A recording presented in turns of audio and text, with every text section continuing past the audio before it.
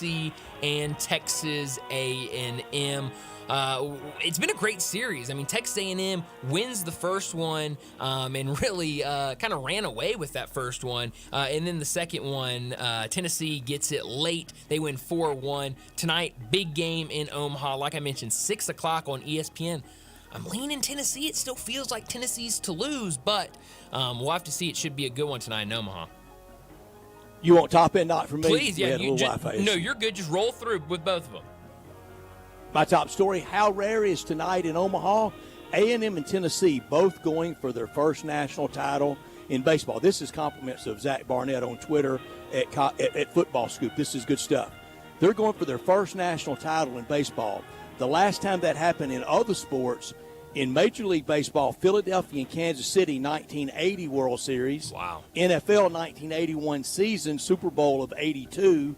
In Detroit, San Francisco over Cincinnati. That was Joe Montana's first one.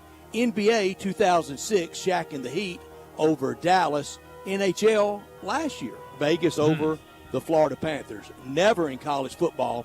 College basketball, Baylor over Gonzaga in the Indianapolis bubble in 2021. So tonight is rare. Very rare. Not top story time? Yeah, you're not top story. The big momentum continues for the Tigers football team. The 10-win season, winning the Liberty Bowl, a 3-year starter returning at quarterback for his 4th year, FedEx NIL, FedEx Stadium money, and the Antoine Hill announcement on Saturday. Biggest player ever, in my opinion, because he's a quarterback, and we know what that means. Yep. It's the most important position on the field. It's that general, and you got to have. I also loved. I don't know if you saw this, Brett, but I don't know if he was the one that put it out, or if someone else made it for him, or made it to post. But there was the post that said he had committed to Memphis, and it was him kind of sitting on a throne with Memphis and some tigers in the background, and then right under his feet, bunch of FedEx packages, which I saw it. It's great. I loved. I absolutely love that. Why not? You know, and it's legal. We should be doing exactly. You should be promoting it as much as possible. But that'll do it for top and not top story of the day. Let's go ahead and get to our first break of the day. And when we come back, we're going to stick with this same topic, the big commitment on Saturday from Antoine Hill Jr. Jonah Dillon, the Tiger football beat reporter, he joins us next to talk all things Tiger football.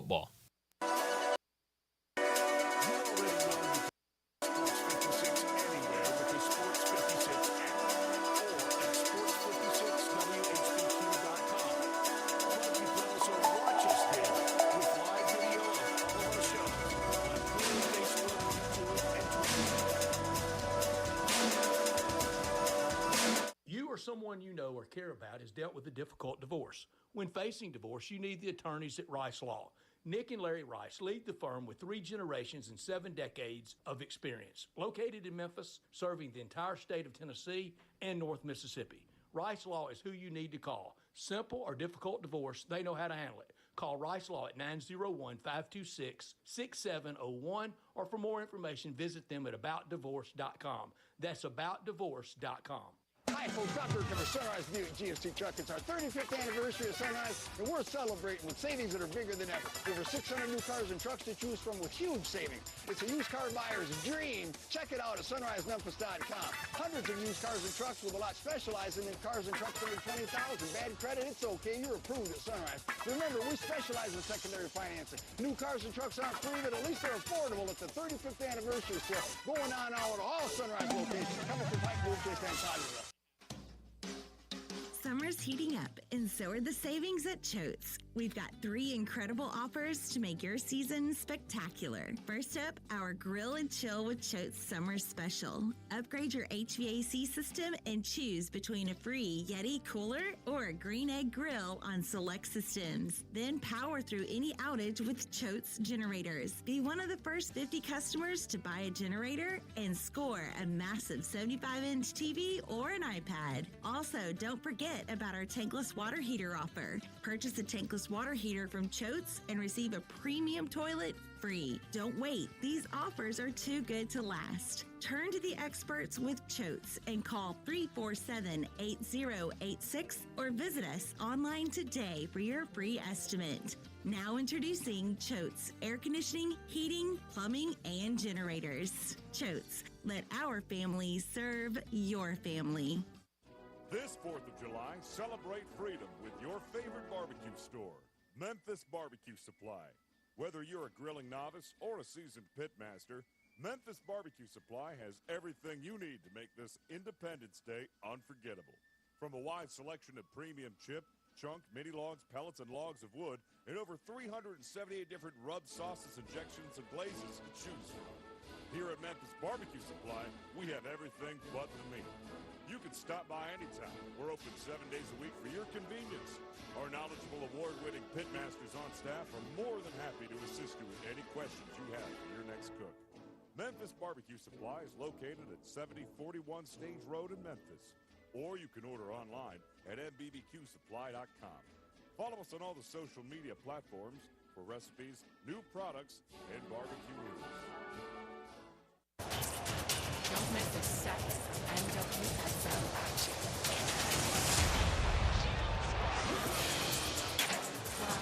Every matchup, from kickoff to equalizers, every PK, every save. The best players in the world play here. Find where to watch at nwslsoccer.com/watch. NWSL. We play here. Marty McNate at Gossett Volkswagen Germantown is turning back prices to give you the best deal in this decade. Doc gave me orders to turn back time with the 2024 Volkswagen Jetta SE. We got it for $249 a month, and it gets 42 miles per gallon highway. That's much better than my DeLorean, Randy. You got that right, Marty McNate. And I hear at Gossett Volkswagen Germantown, you got choices. Take your pick from 2024 Tiguan S front-wheel drive or 2024 Teos SE for $279.28 a month. Great Scott, McNate. That's Gossett Volkswagen Germantown on Winchester Road. Plus, get 0% for 60 months on Taos. Your future's whatever you make of it, Randy, so get to Gossett Volkswagen Germantown, 7420 Winchester Road, or shop online at GossettVWG.com.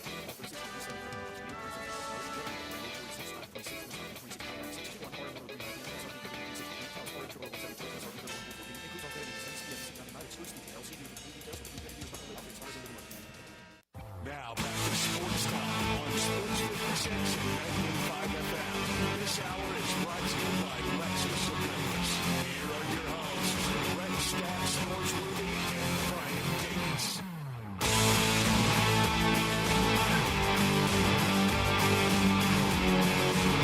Welcome back into Sports Time. Bryant and Brett with you in our Family Leisure Studios. And it's a big day here in Memphis after Saturday, the big commitment from Antoine Hill Jr. He chose Memphis over Florida, and now joining us to talk all about that commitment and Tiger football this upcoming season. The Commercial Appeal Tiger football beat reporter Jonah Dillon joins us now. Jonah, thanks so much for joining us. It's been a little bit since we last heard from you. What was Saturday like? Antoine Hill Jr. announces on his Instagram Live that he would commit to the University of Memphis and Ryan Silverfield. How big of a commitment was that for Ryan Silverfield and his program? Yeah, it's definitely a huge commitment, a huge moment for the program.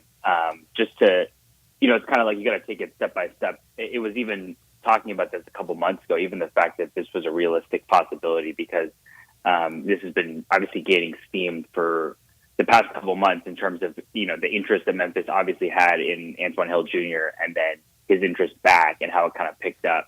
And then for it to lead to a commitment, obviously a huge deal. You saw just on Saturday, obviously Memphis fans very excited about it, but it made national news. He's a guy who's been coveted by programs across the country. And, just the star power that it looks like he has. I mean, obviously I heard that discussion earlier about Quavo and about who knows who Quavo is. And that was a big deal. Like you said, the Instagram Live with him and getting other people involved and how much interest there is already in his career, because this is a 16-year-old right now where we don't even know, what's going to happen with him once he gets to college. But it's just really interesting to see the level that this is at, and it'll be fascinating to see how it develops moving forward. He's 16 right now, so he turned 17 in the fall? Turns 17 next month. Wow. 17 next month. He might grow 2 more inches, Jonah. Yeah, that's the thing. And I think people, that's something I would definitely encourage people who are trying to, we see this guy and I'm going to decide what the this is who he's going to be when he gets to college, when he gets to the NFL. His if you look at his tape and you look at how he projects as a quarterback, he's huge, right? He's 6'5" already, like you said. He could grow more, and he's certainly going to put on weight. Like I said, he's 16, so he's still filling out his body. And I think that's why some people view him as kind of a developmental player, because he's really been growing into his body for the past couple of years, and he's still going to. But yeah, he's huge. He's got a rocket arm. He throws the ball. He gets it out quickly, and he's really like a prototypical pocket passer. Like that's what he is. Now that's not to say he can't move, and I think people would say that he's maybe a little bit more mobile than he gets credit for with some of these recruiting services. But he is definitely a sit in the pocket and throw over people type of player.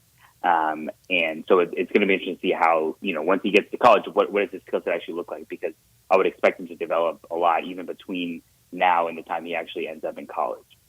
And Jonah, he can easily and legally become the best recruiter Ryan Silverfield could ever dream of, because he can text and contact and go visit, go to high school games, all he wants, anywhere he wants to go. There's no limit on him.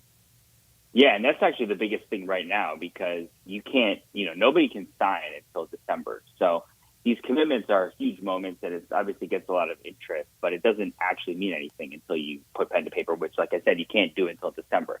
So he's able to now go and recruit other people, and now obviously they can't sign either. But if he can, people look at this and they say, okay, well, Memphis is doing something. They just got this 4-star kid who Florida was after, Georgia, Florida State, all those programs were after him.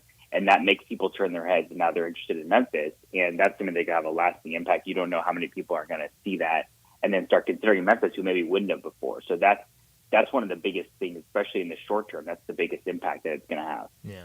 Well, and you mentioned recruiting other players. I'm sure a guy he's going to be recruiting every single day. His teammate, offensive lineman Peyton Joseph, also visited Memphis with him back on June 7th. He announced that he's going to commit on July 4th. I think he announced that last night, yesterday afternoon. But it sounds like he's down between Memphis and Florida State right now. How do you feel about Peyton Joseph and kind of which way he's leaning, and how much of an impact will Antoine Hill make on that decision, do you think?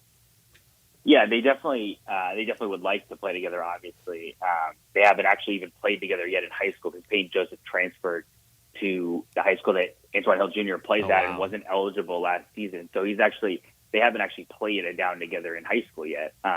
And that's going to be something to watch with that Houston County team when he gets on the field later this season. But I think you're talking about a guy in Peyton Joseph who's a higher-ranked recruit than Antoine Hill Jr. is. And he's somebody that really everybody wants. He's probably going to play tackle this year in high school, but projects as likely a guard in college. And for him, Florida State has been after him for a really long time. He's been there many times, and they've kind of been viewed as the leaders in that for a while. Memphis obviously coming into the picture later, because it was actually Antoine Hill Jr. who told Peyton Joseph after he came on his first unofficial visit, hey, you should consider Memphis.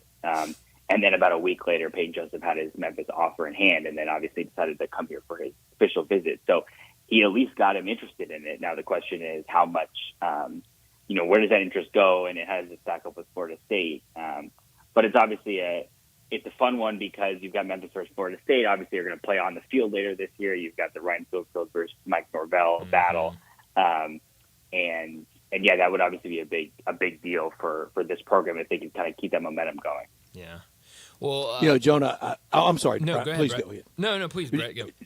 Jonah, I love giving you story ideas, and I love spending Gannett's money. I suggest the weekend of October 4th, when the Tigers have that open date after playing Middle Tennessee at home before going to South Florida, I think you need to be reporting live from Georgia and give us that high school football scene.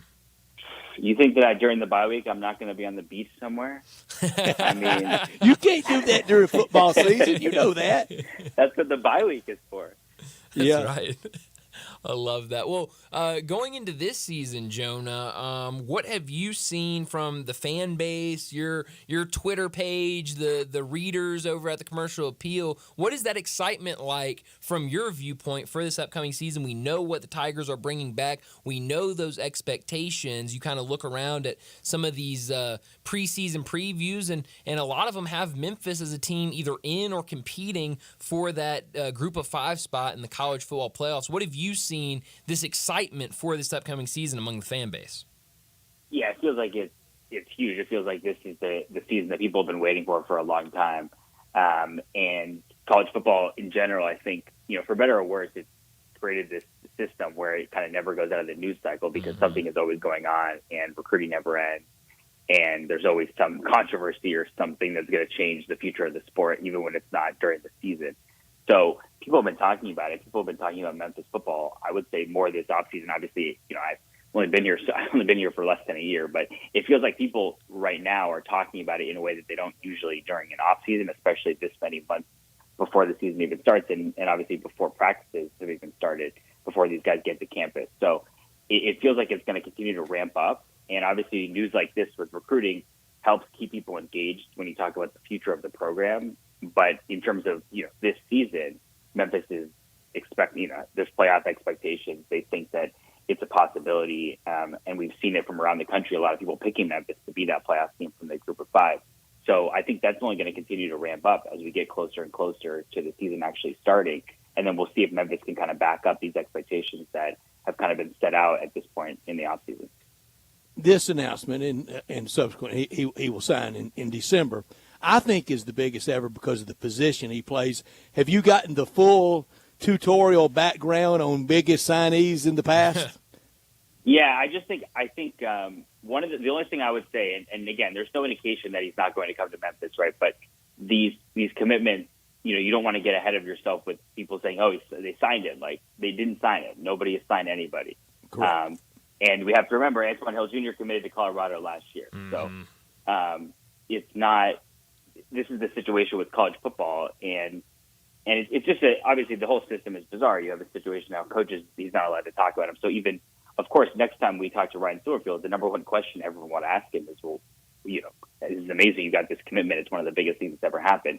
And he can't talk about it. So we can find ways, to ask him about it without asking about it. But this whole, it's going to be really interesting to see how it develops because you see sometimes with players who even commit and they still take like official visits, right? Like Julian Lewis is one of the top players in the country in the recruiting class is committed, but he's still taking official visits. And so it's really interesting to see how what do you say? Deuce Knight, same thing. He's committed to Notre Dame. Yeah, but right. Yeah, exactly. So it's like, and this is the system. Again, it goes, everything kind of goes back to like, this is where college football is. In this day and age. And I go back to like in Hayes Fawcett who tweeted out Antoine Hill Jr.'s commitment in that graphic, the front he's sitting in this like throne with tigers next to him and there's a bunch of FedEx boxes on the ground in front of him. Like how crazy is that we've arrived at a place in college football where that's just like a normal thing. And so it's really interesting and that's why it's kind of hard to contextualize some of this stuff because of all that goes on with that and that goes around college football. But like I said, it just feels like a big moment for the program, just the fact that they're able to like have this kind of momentum with somebody and then have them commit, and then we'll see how it affects recruiting the rest of the way because Memphis is now kind of arriving on a level and showing that it can compete with power conference schools for recruits kind of across the board. Jonah, I know the credit goes to Coach Ryan Silverfield, but who was the assistant coach? There's always one that's in the middle of recruiting on individual players. Who was the assistant coach that was the kind of the double-headed monster going after him with Coach Silverfield? I think that there's actually a couple because I think Tim Cramsey has been obviously offensive coordinator and the quarterback coach. He's been big with this. But Reggie Howard, who came in and is the cornerbacks coach and is somebody who in the past was at Memphis and had a recruiting role, has been really important in recruiting based on people that I've talked to so far in kind of this cycle. And you're seeing that Memphis is recruiting different areas. Like, he's not the only – Antoine Hill Jr. is not the only guy from Georgia that Memphis has gone after, and there will be more commitments from there, I would guess, in this recruiting class. In the past, it's been a lot of Texas, and that's not going to go away, obviously. But you're seeing kind of a shift in who Memphis is going after and where they're going after people. So it's going to continue. And I think, those are the kind of things we have to watch going forward. But like you said, I think in this case, there were a couple of different guys because this was such a big deal and such a big caliber of recruit. A long and winding road, Jonah. A long time ago, I was in the mornings with Dave Woloshin, and our NFL analyst on Tuesday was now Coach Reggie Howard. Wow. There you go. There's always a connection. He's doing a lot better signing Antoine Hill than hanging out with me and Dave on Tuesday mornings. Oh, that's funny. Jonah, I want to get this last question in real quick because, on the basketball side with Coach Penny Hardaway, it feels like, we always talk about once he gets guys on campus, he has a really good rate of getting them to commit. I mean, it almost feels like clockwork. He gets them to campus, and eventually, shortly after, they commit. It feels like Ryan Silverfield also has a little bit of that in him, too. I know Antoine Hill was here on that June 7th where they had like 15 guys on campus. That following weekend, the 14th, much smaller group, I think 8 or 9 guys on campus for official visits. But before that weekend was even over, I think 3 or 4 of them announced their commitment to Memphis. What have you seen over these last couple of seasons with Ryan Silverfield and how he's able to secure commitments with putting on, obviously, a good showing with official visits? Yeah, one of the things that Ryan Silverfield talked about recently was kind of being more patient with this type of recruiting, especially with the way that the calendar looks now in the transfer portal, in the sense that like Memphis got started very late relative to other schools with their 2025 recruiting class because they didn't have commitments start rolling in until after that, like you said, that first weekend of official visits. But what it means is once you zero in on people and you're going to get them on campus, and obviously if you're going to take an official visit somewhere, you're going to have some level of interest. And I think Memphis has been pretty smart about not bringing in a ton of people and just bringing in players who, like, if this is realistic, we think we get them on campus, we can show them what we're able to offer, and then we'll be able to get them to commit pretty quickly. And so I think that idea of kind of starting later and then zeroing in on specific players has worked. And again, it kind of goes back to like with commitments and decommitments, it doesn't really hurt you to start later because nobody is going to commit somewhere and then be able to sign. So you're going to still have an opportunity to go after these guys. And you're seeing it really start to pay off. Yeah, it's definitely been a fun couple of weeks watching these commitments roll in. But, Jonah, as always, thanks so much for joining us. And it won't be too much longer before we're talking to you a lot more often, talking about actual games for the Tigers. Yep, feels like we're about to be in it. That's right. It's about to start, and then it's just going to be 100 miles an hour until we get to the end of the season. We will, Jonah. When I texted you last year, right after you got to town, you nicely said, man, let me get unpacked first and learn my way around town. Did you think you were signing up for, and I mean this lovingly, for all these crazy people that love this so much? Absolutely not. But I will tell you, I feel a lot better going into this season with my understanding and knowledge of this program and about college football compared to last year. So I'm ready now. Whenever you text me, I'm ready to go. You got it, man. We appreciate it, Jonah. Thank you, Jonah. Thanks so much. We'll talk to you soon. Thanks, Jonah. Jonah Dillon joining us from the Commercial Appeal, the Tiger football beat I really writer. did. I mean, he probably hadn't gotten his apartment yet. Oh, I said, hey, he said, thanks so much. I appreciate it. Can I learn the streets first? Yes. Let me at least get my my clothes out of my bag. This first. was like July 15th or 20th last year. Yeah. And I told him, it's football season to us. Well, it's not yet to me. Let me learn my way around town a little. Well, it's so interesting because you almost forget, and I think it's a reflection of how good of a job he does on the beat. You almost forget that he hasn't even been here a year yet. I mean, it feels like he's been here so long. And so true. I think it's just how much he dove headfirst into it and completely understands. And had big shoes coming in behind Evan and just crushed it. Absolutely has. So and a good it helps to have something good and fun and elucidating to write about. I tell people now, maybe not writers as much as we are. Yeah, we're fans. We have our likes and we want things, but it's always better. It's always better for business for when something's going well. That's right. No, you're absolutely right. So a lot of fun catching up with Jonah. But let's go ahead and get to a break. And when we come back, a lot of NBA draft news and rumors. We'll talk about that and more next on Sportstime. Start your day with Sports 56 Mornings with Greg Gaston and Eli Savoy. Weekday mornings from 7 to 10, right here on Sports 56 and 98.5 FM. Buster's Butcher at 199 South Highland Street in Memphis. We're a full-service butcher shop offering a curated selection of quality meats, cheeses, prepared foods, and more. At Buster's, our skilled butchers are also experienced chefs. They'll be delighted to guide you on selecting, preparing, and cooking our fine selection of products. We're like nothing else you can find in Memphis. Learn more at bustersbutcher.com and come see why every cut counts at Buster's Butcher. I'm Gary York. I'm the service director at Lexus in Memphis. Our service department wants to be more than just a place where you get your oil changed. We do glass repair, windshield replacement, recalibration of your camera and sonar systems, even wheel repair, tire replacement, all the things you would expect from a luxury automotive dealer. Please check out our website. You can schedule your appointment, check out our specials, hours of operation, or if you'd like to do it in person, please reach out to one of our associates at 901-271-5199. It's time to have a good time at Mugshots Grill and Bar in Olive Branch and Collierville. Come by for half-price happy hour 2 to 6 Monday through Friday with domestic drafts and $3 snacks. Then try one of Mugshots 19 specialty burgers, including the Mugshot Burger. Finish in 12 minutes and it's free.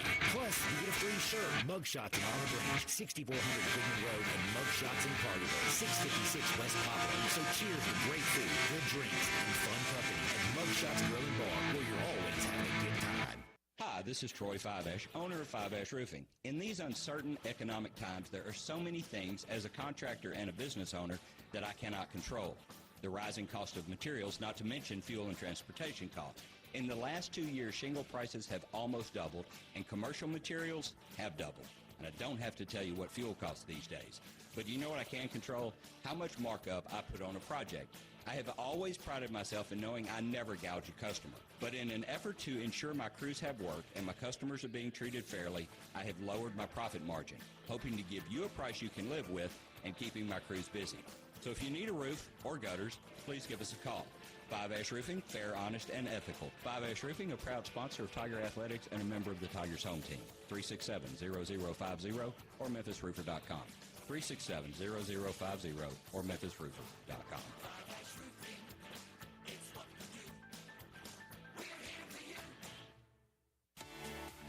Jason's Deli. When you're dining in or picking up curbside, you can expect wholesome food and no surprises. Just delicious sandwiches, crisp salads, and quick quality meals made with the freshest ingredients and no artificial trans fats, MSG, high fructose corn syrup, or artificial colors and dyes.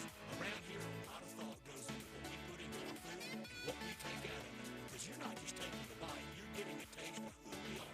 New items are constantly being created to expand our menu for all tastes and special diets, vegan and gluten-free options available. Convenience and on-time delivery you can count on. It's just a click away at jasonsdeli.com. So whether you need to feed 5 people or 5,000, the team at Jason's Deli, they have the credentials and the commitment to keep you satisfied. Freshness is nearby at Jason's Deli with locations at Ridgeway and Park Place Center, Poplar Highland, Germantown Road in Cordova, and on Goodman Road in Olive Branch. Jason's Deli. It's wholesome food and no surprises. It's the Kia Summer Sticker Sales Event, and it's going strong at Gossett Kia on the Pike. Are you ready to ride in your new Kia with 41 MPG Highway? We Gossett! 2024 Kia Forte LXS, $199 a month, $34.99 to a signing. How about 282 miles of EPA estimated range with new 2023 Kia EV6 Win, $249 a month. And 2024 Kia Telluride LX3, $57 a month, both $39.99 due at signing, all 24-month lease. And get peace of mind with Kia's 10-year 100,000-mile powertrain limited warranty. Call Bobby J. He's ready to put you in your new Kia today. Gossett Kia, 1900 Covington Pike, online, KiaCovingtonPike.com. If you want it, we got it at Gossett Motor Cars. Rebates and incentives. Lease includes PF 695, 650 acquisition fee, EV6 P561 0964, MSRP 50,200, Telluride RG 510 849, MSRP 38305, Forte LXS RE 78169, MSRP 21820. Must finance through Hyundai. Excludes tax title license. See dealer for complete details. Offer valid through 6/30/2024 with approved credit, dealer stock only. Now back to Sports Time on Sports 56 and 98.5 FM. This hour is brought to you by Lexus of Memphis. Here are your hosts, Brett Stack, Sportsworthy, and Brian Davis. Welcome back into Sports Time. Bryant and Brett with you, and it's officially draft week. Only a couple of days till round one of the NBA draft, Wednesday night. Do we have a clock going? I'm sure there's a clock somewhere. I'm sure so. Got to be a clock. Got to be a clock. Clocks everywhere, Brett, in the sports world. But big week. It's a big week. Big for the Grizzlies. Very big for the Grizzlies. I mentioned it earlier, kind of setting up the show. It feels like you can go on the internet, you can go on social media, you can call somebody and talk to them, and you'll hear rumors of Grizzlies want to move up, Grizzlies want to move down, Grizzlies want to stay where they're at number 9. Mm-hmm. You're hearing all of that stuff, and it makes it, for a very anticipated Wednesday night. What are you predicting? Up, down, or stay? I don't really know. I think if I had to predict something, I'd say they're going to stay at 9. But I think it's either stay at 9 or move up. I don't really see them moving down. But we'll see. I mean, I honestly could see them. I want going 2 players out of of Wednesday and Thursday. Okay. 2 players. Okay. One should come early. Okay. And if it's going to have to move up to get this one, and I think that's what's going to happen. I want Donovan Clingan so badly. Okay. Second one with, I think, is it 56 in the second round? I know there's 2 second-round picks. There's 2 second-rounders. I think it is 56. But not the first one by any means. I mean, if he's not there at 56, you don't make any move for him. Mm-hmm. You don't go to any trouble for him. Because if he's not there at 56, if he hadn't been drafted yet and you can get him, then you got him late. Sure. I think you got him for a steal. Yeah. We saw him here for 3 games last year. Okay. Regular season against the Tigers and 2 NCAA tournament games. P.J. Hall. P.J. Hall. Okay. That would not be a popular pick, I don't think, Brett. I think it would make them so more athletic in the front line. Well, and that's the thing. 57, by the way. 57. Runners, jumpers, energy. I agree with that. I'm not saying it'd be a bad pick. I just don't think it'd be popular among Grizzly fans. Yes, because of it felt like does anything please people in the second round? No. Because what happens is you get to cherry pick years later. That's right. And if you went 40th and the great breakout pick went 48, that's right. Why didn't you take him? That's right. He was right there to be had. Well, that's always and that's the so fun easy part. to do. Oh yeah, is the team that picks 33rd and then a guy 6 years later that was picked 50th is like, the biggest thing. And it's like, well, why was he there that long? And, it's not that easy, And you can't have all those. You got to be really, really lucky. And here's what is played out. Do you remember? And it's so much part of their arrogance. You remember Kentucky fans it's going to be a good test case to see that we could come up with a deal to keep Reed Shepherd. Oh, yeah. And he might be the one of all. That's right. He's going to go 3rd or 4th. You weren't close to keeping him. Yes. And whoever passed that around and believed it, I really feel sorry for you. Yeah. That this is the one that we can fight NBA money over. That's right. Yeah, the guy that I just have a random mock draft pulled up right here, and they have him going number 3 to the Rockets. Yeah, that guy that was not by any means the highest rated recruit in that class, had a great year, and now is mocked to be a number 3 pick. Yeah, he's definitely going to come back to Kentucky and play another year. Now, the chief salesperson of that was Cal. Of course. And it was just utterly ridiculous to get people to believe. You can't battle the NBA money. No. Because as soon as he starts in that NBA, that clock's running to that next check. That's right. And okay, so maybe Kentucky could battle that first year salary. Sure. That first year. Sure. They couldn't battle that entire rookie contract. No. And they can't come close to that second one if he's decent. That's right. Yeah, no. You're not competing with and that to at try all. to sell that and to get Saps to believe it. It's that was an interesting time, but you're right. He's going to be a top 5 pick, maybe even a top 3 pick, and then towards the top is where it gets interesting. We learned last week Alex Sarr doesn't want to work out for the Hawks, so he might not be number 1, and it's interesting that we are talking about a guy that I think was the no doubt number 1 pick, and just said I don't want to be in Atlanta with the Hawks. I'd way rather be in DC with the Wizards. I mean, that's crazy to me. But hey, I'm sure he knows a lot more than I do. We need to go ahead and get to a break, wrap up our first hour, and when we come back, we're switching gears a little bit, going to talk a lot of college football and college basketball with our friend David Cobb. That's next on Sports Time.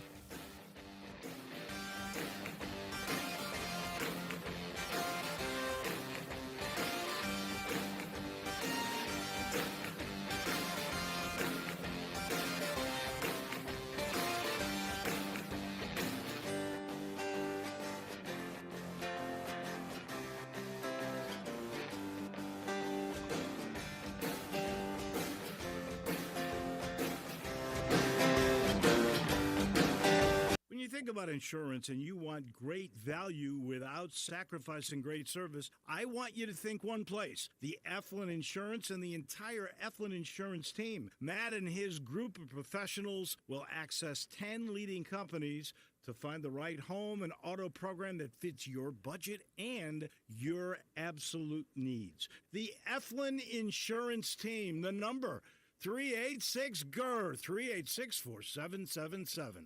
Simple, smooth, and every sip is easy as the last. Tito's handmade vodka tastes just as good with tap water as it does your favorite mixers. Back in the day, Tito distilled, hand-bottled, taste-tested, sent out to a few friends, then taste-tested again to give you the finest juice around. No frills, no flavors, no fancy labels, just the good stuff, just Tito's. For recipes, videos, and more, visit Tito'sVodka.com. Distilled and bottled in Austin, Texas. 40% alcohol by volume, mainly 80 proof, crafted to be savored responsibly.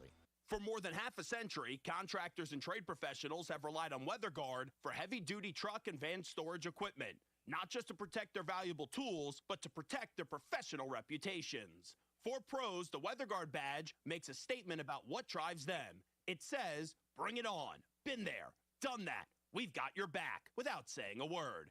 And the folks at WeatherGuard, they're just as driven as the hardworking pros they serve. See what it means to be driven at weatherguard.com. All 650 acquisition fee, Telluride RG 510849, MSRP 38305, Forte LXS RE 780 169, MSRP 21820. Includes all rebates and incentives. Must finance through Hyundai. Excludes tax title and license. See dealer for complete details. Offer valid through 6/30/2024 with approved credit. Dealer stock only. Hey Jeff, I hear you've got the Kia Summer Sticker Sales event going on right now at Gossett Kia South on Mount Moriah. Give me some scoop. Randy, the scoop is I'm ready to put you in a new Kia for less. 2024 Kia Forte LXS 41 MPG Highway, $199 a month, $34.99 do-it signing. How about a 2024 Kia Telluride LX 357 a month, $39.99 do-it signing, 24-month lease. Plus 0% for 48 months on 2024 EV9. And every Gossett Kia comes with a 10-year, 100,000-mile powertrain limited warranty. So whether you live in Horn Lake, South Haven, Olive Branch, or Memphis, you'll be happy at Gossett Kia South on Mount Moriah. Gossett Kia South, 2680 Mount Moriah, or online anytime. KiaMountMoriah.com.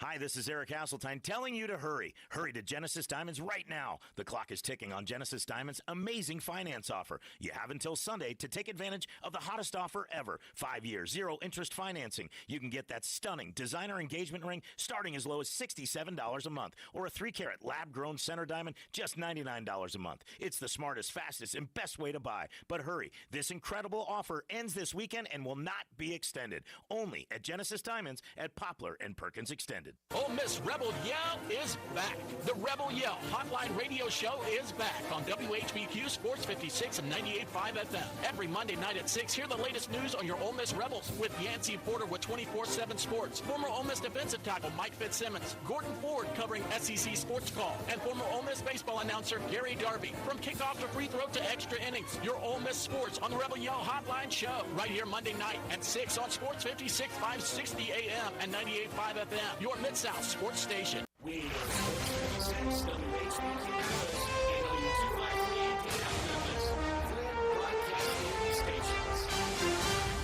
Joining Brian and Brett now on Sports Time is National College Football writer for CBS Sports, Memphis native and Tennessee grad, who you can find on Twitter X at David W. Cobb. It's David Cobb. David Cobb joins us now from CBS Sports to talk all things college football and college basketball. Plenty of places we could start this week with David. But, David, I got to start off. It feels like the entire city was extremely happy Saturday afternoon and evening when 4-star recruit Antoine Hill Jr. picked the Memphis Tigers over the Florida Gators. How big of a commitment is that for Ryan Silverfield and his staff, just looking at it, of the Memphis Tigers beat out an SEC school for a 4-star quarterback? How big was it when you saw that? What was kind of your reaction when you saw on social media that he had committed to Memphis? Just more momentum right now for the Memphis football program because they've been recruiting well even apart from Antoine Hill. So now you add in what is the third highest ranked commitment of the 24/7 Sports era for Memphis football, and it just takes it to another level. So you look at it, and it feels like he could be the next in a really successful line of quarterbacks in Memphis, going all the way back to Paxton Lynch through Riley Ferguson, Brady White, now Seth Hennigan. And if Antoine Hill can start as a true freshman, which that's a big if, but if he can do it, then you've got your next guy in that line, and you don't even really have to, to take a break in between any of them. It's pretty amazing how they've been able to string together so much good quarterback play in that program. David, it really is phenomenal, and success breeds success. It's happened over 3 coaches and now 4 quarterbacks. We hope a 5th, and hope Ryan Silverfield has a long, great run here. During the break, we were discussing this, and let's all get on the record now. David, I'll start. For the first time in my life, I think Tiger football is ahead of Tiger basketball. I don't think you're wrong about that. I think there's real potential for Memphis to be the best group of 5 football program.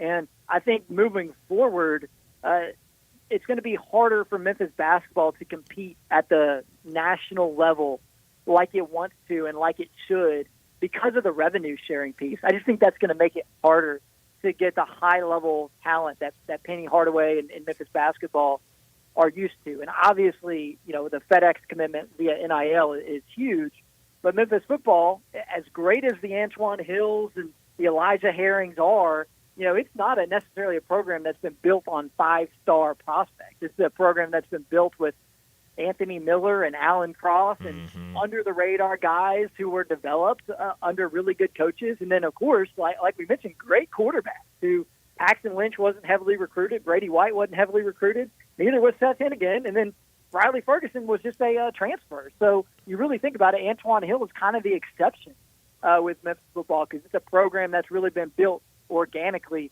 from the ground up. So, yeah, it feels like there is a lot of momentum around the Tigers, going into this season. Yeah, absolutely. Bryant, you want to weigh in? Where are you on football, basketball? And I'm not trying to start any fight, just where we are. No, you're good. I mean, I'm kind of with both of y'all. I mean, right now with how much excitement and kind of what they've got rolling with football right now, I mean, I would say at the very least they're the closest it's been ever since I can remember. And now, again, I've only been here for 24 years, but I would say in my lifetime. You've been at WHBQ that long. It feels like it. But, I mean, Brad, I remember being at Simmons Bank Liberty Stadium many times where you could probably count the amount of fans there. And so just to see it go from there come a million miles to where it is now and getting a 4-star quarterback, I mean, it's incredible to see where it's gotten to and how fast it's gotten to and kind of relative of how slow and fast these things move in college athletics. David, I'm going to make a bunch of predictions before we get here for college football, but I've already made 2, I think, pretty big ones. One, and this helps the momentum, and this helps Antoine Hill coming in to be replacing this type of quarterback. I'm calling it from this area. Neither to win it, but Heisman finalists in New York, Jackson Dart and Seth Hennigan. That's one. Wow. The other one is this is the year of scoreboard watching. Tiger fans have to be watching all those other leagues like the Mountain West and any other league out there, the Sun Belt, the CUSA, and even SEC fans have to be chanting SEC in those non-conference games now more than ever, and that starts opening weekend. The SEC, it's almost imperative for A&M to nick up Notre Dame. No doubt. And to your point about scoreboard watching with Memphis, you got to be impressive. You got to run up the score when you can within reason. And then you got to hope that the other group of 5 teams stumble, because Memphis is going to be in a fight with the other group of 5 teams. Go Oregon, beat Boise. Exactly. It might be a fight between 10-2 teams at the very end to see who gets to represent the group of 5 in the college football playoff. And when you get down to 2 teams with the same record, the style points are going to matter. The margin of victory is going to matter. Those advanced metrics and things, which really shouldn't matter, they're going to. And so that's huge. It's like, you want Oregon to beat Boise. You don't want Liberty to go undefeated. I mean, you've suddenly turned against the rest of the group of 5, like in a new way. Like that was not really a dynamic before the 12-team college football playoff. But it's and just for old time's sake, we hate SMU. Yeah, no, for sure. And honestly, glad to have them out of the league, because they're getting some dark horse run as like an ACC title candidate. So good riddance to the Mustangs. That's right. And other college football news over the weekend, what was it, Friday afternoon, Brent Venables signed a 6-year, $46 million contract extension through 2029. Did you see that come in as Oklahoma gets ready to enter the SEC? What did you think of that extension? Makes no sense whatsoever. I don't understand it. Who was banging down the doors? Nobody. Trying to hire Brent Venables. Don't see it. That doesn't make any sense. Wait until he accomplishes something. He's accomplished. I mean, what's next? An extension for Sam Pittman?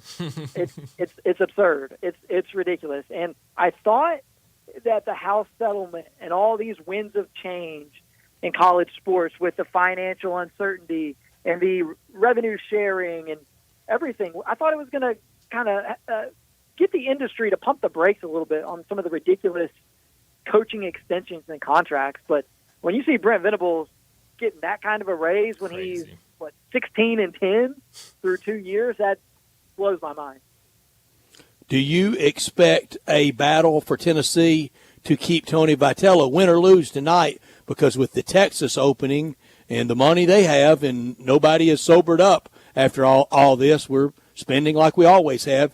Do you think UT makes a run for UT's baseball coach? How about that? What a wild situation that would be for a potential sitting national champion to be pursued by another college job. I mean, that's wild, but don't rule it out, because think about the timing of Texas making that move today and firing their baseball coach. I mean, there's 2 coaches left standing, both of whom would be really good hires. Jim Schlossnagle at Texas A&M and Tony Vitello at Tennessee. So the timing, if they hire A&M's coach, that sends them running to the Big Ten.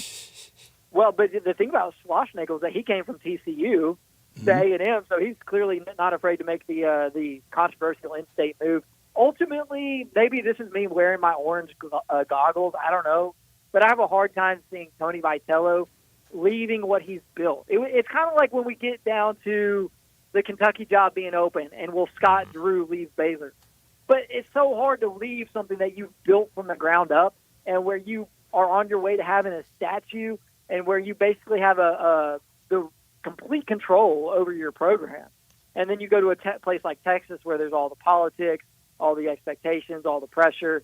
I mean, Tony Vitello is the king of Knoxville right now, and it just seems like that would be pretty hard to give up. Yeah. Well, it actually just dawned on me, Brett, today. We have 4 guests on the show, and half of them are proud UT grads, which I don't know how I feel about that. But David, what do you think is going to happen tonight for your Vols? Do they get it done in Game 3 tonight and dogpile in Omaha? Man, I think so. I think the top of their lineup is kind of due. I mean, Dylan Dreiling, who hits cleanup for them, he's been really good in this championship series, but Christian Moore has been quiet. Blake Burke has been quiet.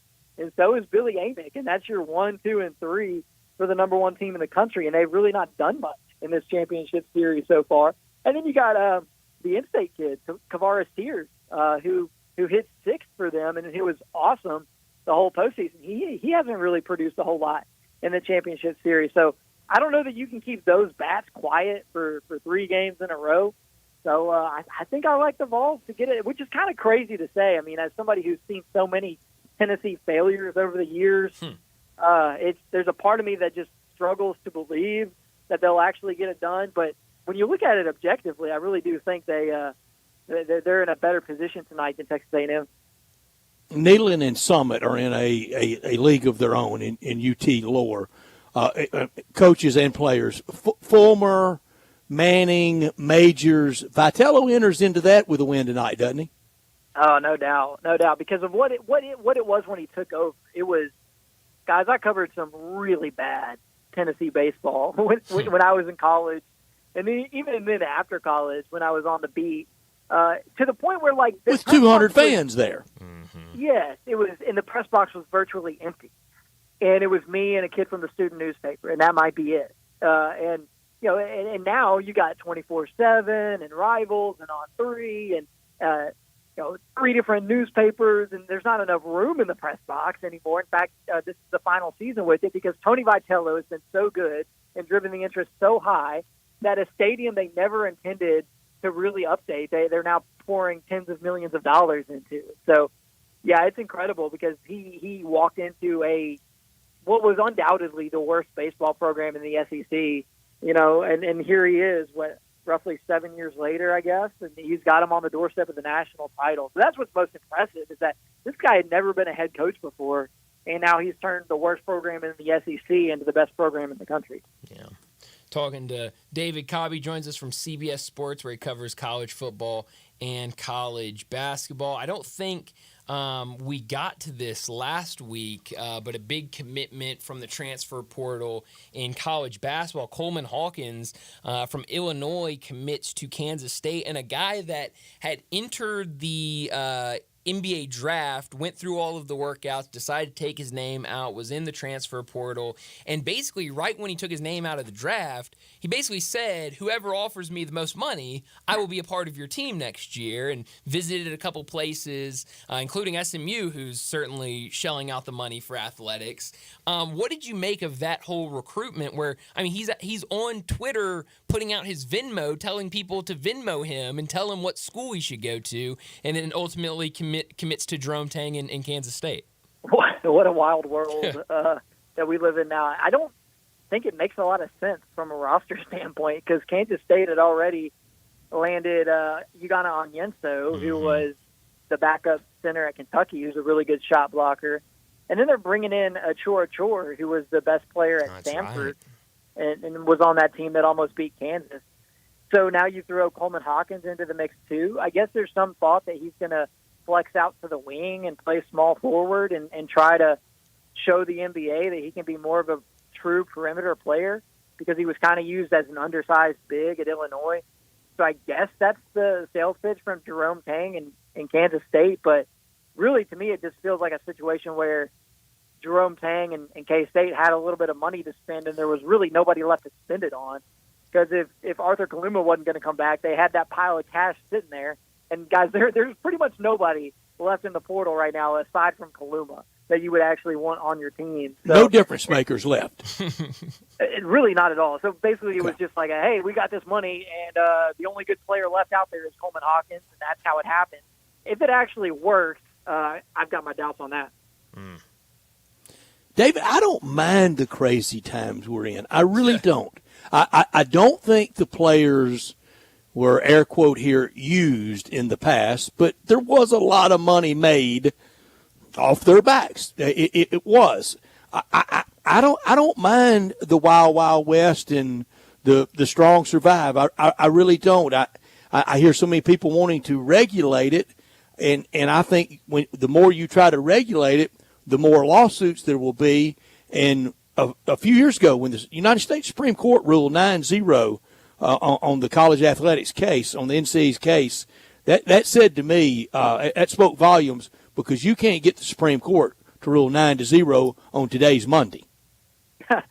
No, you can't. Yeah, and the NCAA is going to keep losing in court. That's going to keep happening. This is a kind of a pivotal moment. I know everyone's fatigued of all the legal discussion as it pertains to college sports, but if they're able to get an antitrust exemption right now from Congress on the backs of this House settlement and House lawsuit, it could kind of stabilize college sports a little bit. But if they're not able to get that settlement and Congress doesn't want to help them, then we're going to be headed pretty quickly towards a place where the players are doing collective bargaining. And, guys, that's going to get real messy because there's a lot of different sports. That's when we have a strike. And that's when my head explodes. Oh. Yes, and that's where nobody wants to go, and that's where you've got the players in college are also such a revolving door, even compared to the pros, that it would just be a total mess. So still a lot to sort out there. Personally, would love to see Congress give some sort of an antitrust exemption. Let's just do it that way. Keep things kind of the way they are right now, and not have to deal with going to unions and all of that in college sports. And it's very weird because we're so unaccustomed to it. And I'm not saying that for my favorite professional team, the Cardinals, I don't know that I've ever loved Cardinal players that end up playing other places, but I always would keep up with them.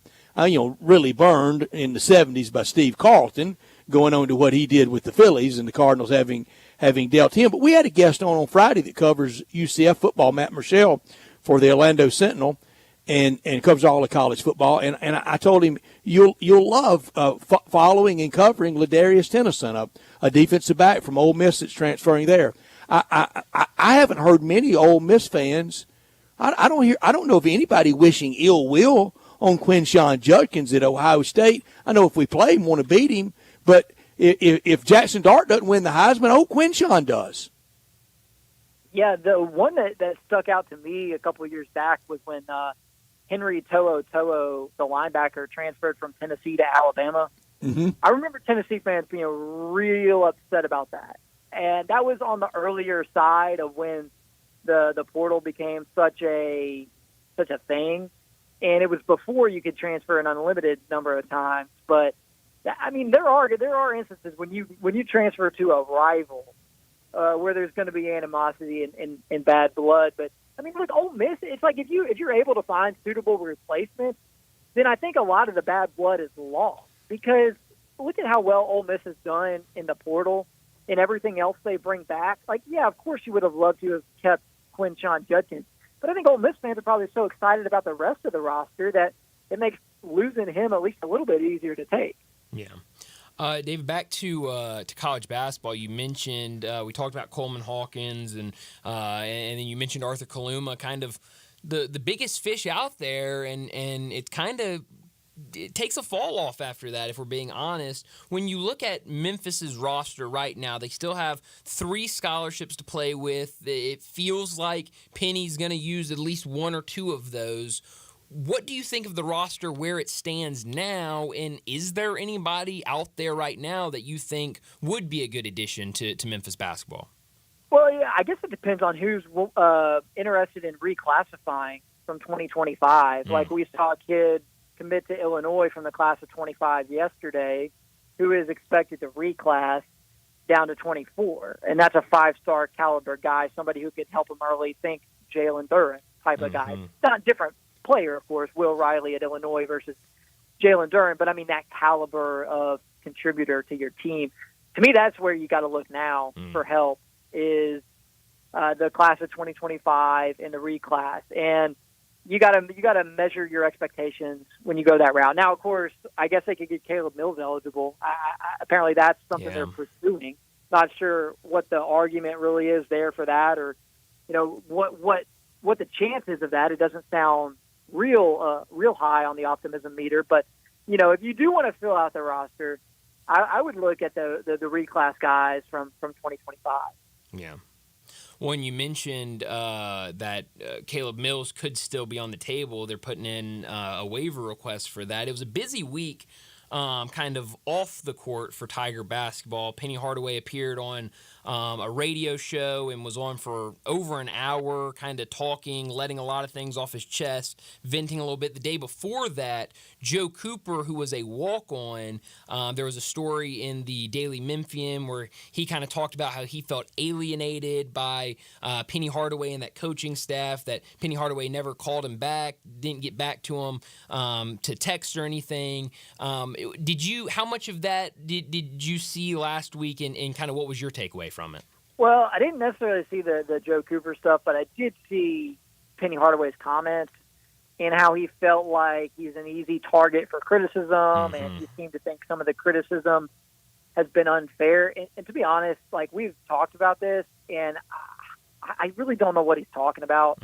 I don't feel like we're being critical enough of a guy who came in promising everything that he was promising, and 6 years in has only won a single NCAA tournament game. If you're the head coach of any men's college basketball program around the country that has the expectations that Memphis has, and you produce the results that Penny has produced, you're going to be out of a job in most cases at this point, when the expectations are what they are and you talk the way you talk, and now 6 years in have the results that you have. So I'm not sure. I don't know who's being so critical of him. I mean, I think we're probably me and you, Brett, like, talking right here. We're probably as critical of Penny as anybody in the market. But I don't know. I just think he's just maybe just unaccustomed to being criticized, and he maybe takes things too personally when really it's just, we're evaluating the performance of a basketball team, and nobody's saying that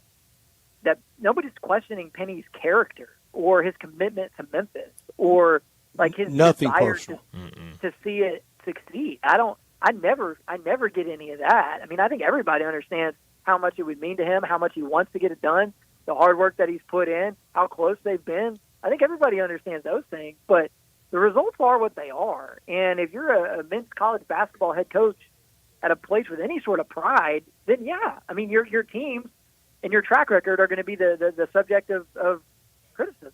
Yeah. We keep a record book. We keep a schedule. The schedule is what you are. That's my criticism. And, he's the one that came in saying all the smoke. We're going to win a national championship. And then followed up this year on the Monday night of his coaching show before the AAC tournament weekend, when questioned, he said he thought he had done a great job in this job. Then follows it up with, I have no room for error. Then follows it up with, I think about the NBA every day. Then follows it up with, if I leave, it's going to go down. Almost threatening. That's the criticism I have. I think he might be laying the groundwork for an exit. Look, think about it. His sons are not on the team anymore. There's a new athletic director coming in. Like I've expressed, I think recruiting is going to be harder for Memphis in this revenue-sharing era. And the results haven't been – I mean, he's just tired. He's taking care of his mother, which is exhausting, I'm sure. It's a hard job. When you say exit, you mean exit at the conclusion of next season? You think a summer of 2024 exit?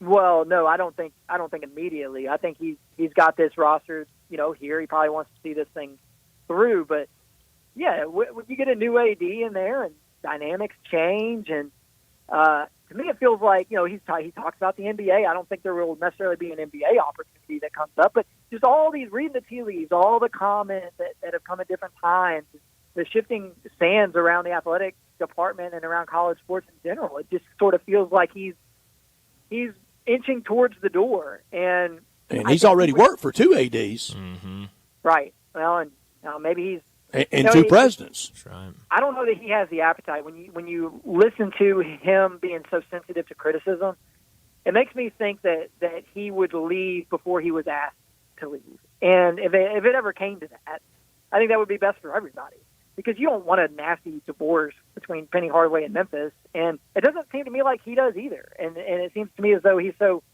kind of hypersensitive to anything he perceives as criticism that he'd just as soon hang it up and leave on his own volition before things got real nasty. Yeah. It's gonna be interesting. But David, as always, thanks so much for joining us, and we'll talk to you again next week. All right, guys, I appreciate it. Thanks, David. David Cobb joining us to talk some college football and college basketball. But let's go ahead and get to a break, and when we come back, we're heading up to Omaha to talk the College World Series with Clayton Collier. At Sports 56 WHBQ on Twitter, Facebook, Instagram, and YouTube to watch live video of our shows. Stay up to date with station events and have chances to win prizes. Don't miss out on anything that's going on. Follow us at Sports 56 WHBQ.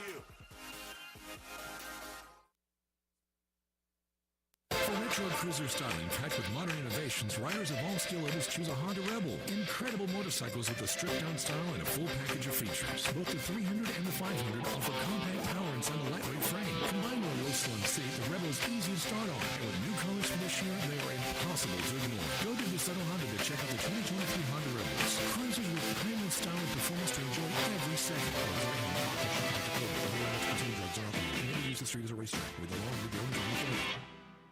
I think a lot about golf, and when I think golf, I think Miramichi. Did you know Miramichi Golf Course offers membership? It's a great way to play more golf for less out of pocket. Their memberships run for $300 a month plus tax, and that includes unlimited rounds and range balls, no extra card fees, priority tee time booking, and discounts in the pro shop. Oh, by the way, there's no initiation fee. Miramichi green fees, they'll allow you to choose the right rate at the right time on the right day for your needs. If morning tee times are more important, you can book up to 14 days ahead of time to reserve your spot. If rate is more important to you, there are discounted evening rates available that you can choose from. You'll find the lowest rates on Tuesday through Thursday afternoons. Sometimes you just need to escape the hustle and bustle of life. Miramichi Golf Course provides just the right place to solve that need. The name Miramichi means place of happy retreat. When you need a quiet, peaceful round of golf, please make your way to Miramichi. Make your next grill your last with a Big Green Egg. Smoke, bake, roast, sear, and grill, all with a lifetime warranty. Save money on fuel, eating out, and replacing expensive grills that cannot match the flavor of the Big Green Egg. Ready to cook in only 10 to 15 minutes with temperatures below 200, above 700, and anywhere in between with ease. Change your at-home cooking experience for life. Go to shop.biggreenegg.com. All 650 acquisition fee, Telluride RG 510849, MSRP 38305, Forte LXS RE 780 169, MSRP 21820. Includes all rebates and incentives. Must finance through Hyundai. Excludes tax title and license. See dealer for complete details. Offer valid through 6/30/2024 with approved credit. Dealer stock only. Hey Jeff, I hear you've got the Kia Summer Sticker Sales event going on right now at Gossett Kia South on Mount Moriah. Give me some scoop. Randy, the scoop is I'm ready to put you in a new Kia for less. 2024 Kia Forte LXS 41 MPG Highway, $199 a month, $34.99 due at signing. How about a 2024 Kia Telluride LX 357 a month, $39.99 due at signing, 24-month lease. Plus 0% for 48 months on 2024 EV9. And every Gossett Kia comes with a 10-year, 100,000-mile powertrain limited warranty. So whether you live in Horn Lake, South Haven, Olive Branch, or Memphis, you'll be happy at Gossett Kia South on Mount Moriah. Gossett Kia South, 2680 Mount Moriah, or online anytime. KiaMountMoriah.com. Wesley Financial Group is not a law firm. If you own a timeshare, don't miss this public service announcement from Chuck McDowell, founder of Wesley Financial Group. If you receive an unsolicited phone call or mail piece to discuss selling, renting, or especially canceling your timeshare, don't fall for it. If you really want out of your timeshare, hang the phone up immediately or throw that mail piece in the trash and contact your timeshare resort or Wesley Financial Group for assistance with your timeshare. As the only Inc. 500 timeshare cancellation company, our knowledge, experience, and results has made Wesley a trusted resource for over 40,000 families we've helped get out of their timeshare. Give us a call, and I'll send you our timeshare exit information kit free with the straight facts about your timeshare and all of your options for cancellation. Call for your free info kit, 800-761-0000, 800-761-0000, 800-761-0000.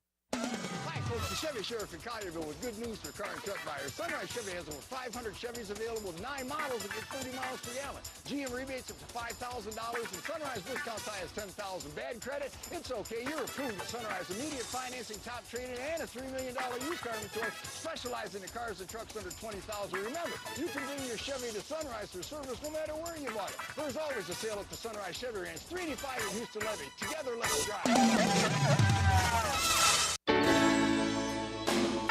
Listen each and every Sunday morning at 10 a.m. and join Ottawa Presbyterian Church for worship.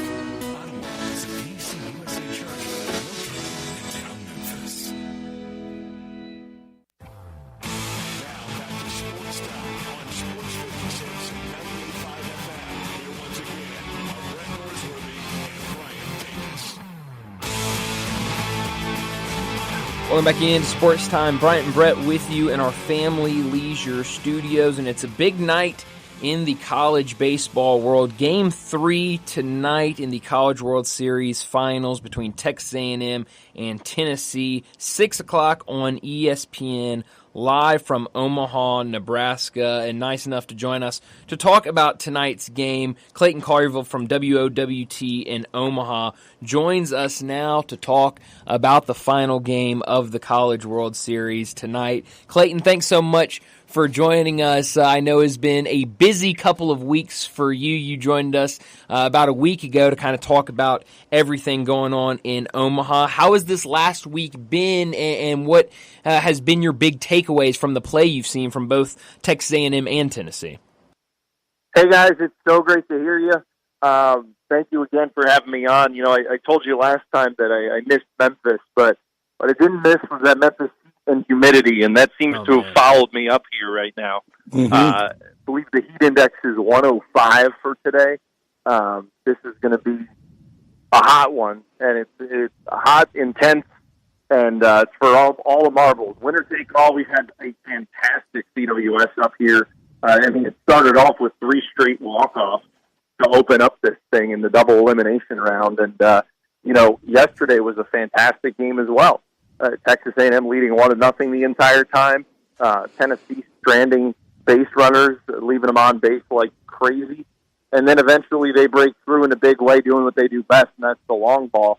I mean, they've got 180 home runs this year, more than anybody else by a wide margin. I think up to 29 more than the second team in the nation. So they hit them.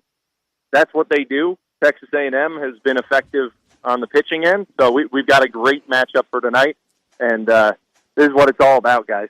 It is, Clayton, and I like the idea of, certainly from Omaha on, maybe if we replayed the whole college baseball season back to February and March and cold April games for everybody across the country, even in the SEC and in the Big 12 and everywhere.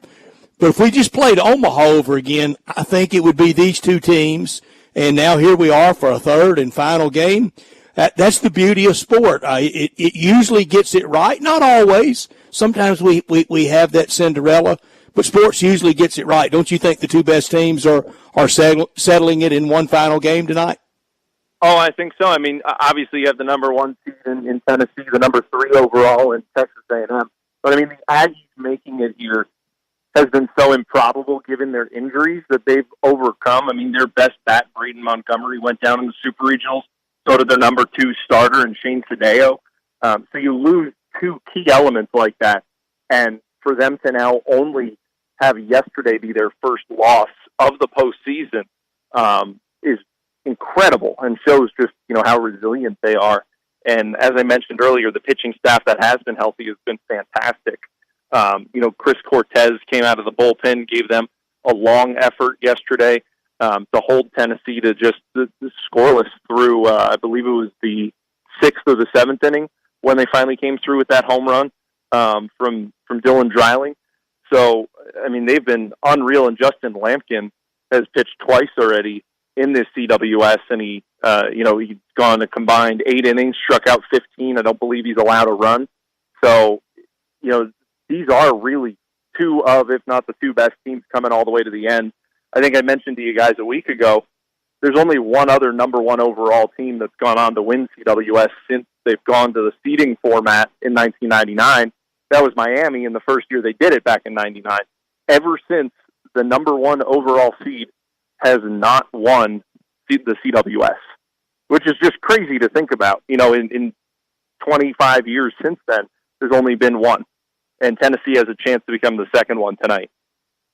Wow. Well, you mentioned Tennessee, and you talked about how it was the 7th inning yesterday when they scored their first run, but that's kind of what this Tennessee team has been. Their bats are so explosive that it really feels like at any given second they could explode, and you could see something like yesterday. I know only 4-1 win for them, but you know, I was with somebody yesterday and we were watching the game, and they kept saying, all right, man, Tennessee, they didn't show up today. And I said, no, don't say that yet, because you never know. Once those bats start clicking, this one can change very fast. We talked. It's contagious. It definitely does. Clayton, we talked to you last week when they had that massive comeback against Florida State to start the College World Series in Game 1. What has it been that has impressed you the most about Tennessee's offense since you've seen them in the World Series? I think it's just what they're good at. Their raw power, and as you mentioned, their ability to just keep coming at you. I mean, look at yesterday. They loaded the bases twice in those first 6 innings. They left 9 runners on base in just those first 6 frames alone, and then finally came through. I mean, that's so easy for, if you're just coming that close and just stranding them all along. We know how contagious it can be on both sides of the ball in both ways, both positive and negative. And for them, they're just resilient. They're not afraid to just keep coming at you.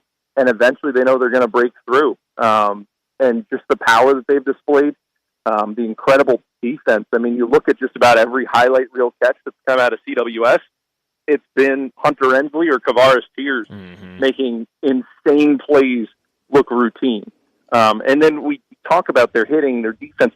They still have terrific pitching as well. I mean, Drew Beam is supposed to be, a second or third round pick this year. They have overall 6 guys that are in the top 100 on MLB.com's top prospect list, and 5 of them have 20 home runs already this year, or the other 5 besides Drew Beam.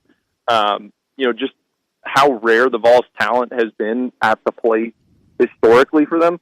They had 6 20-homer seasons going into this year in the entire history of the program, and they have 5 right now.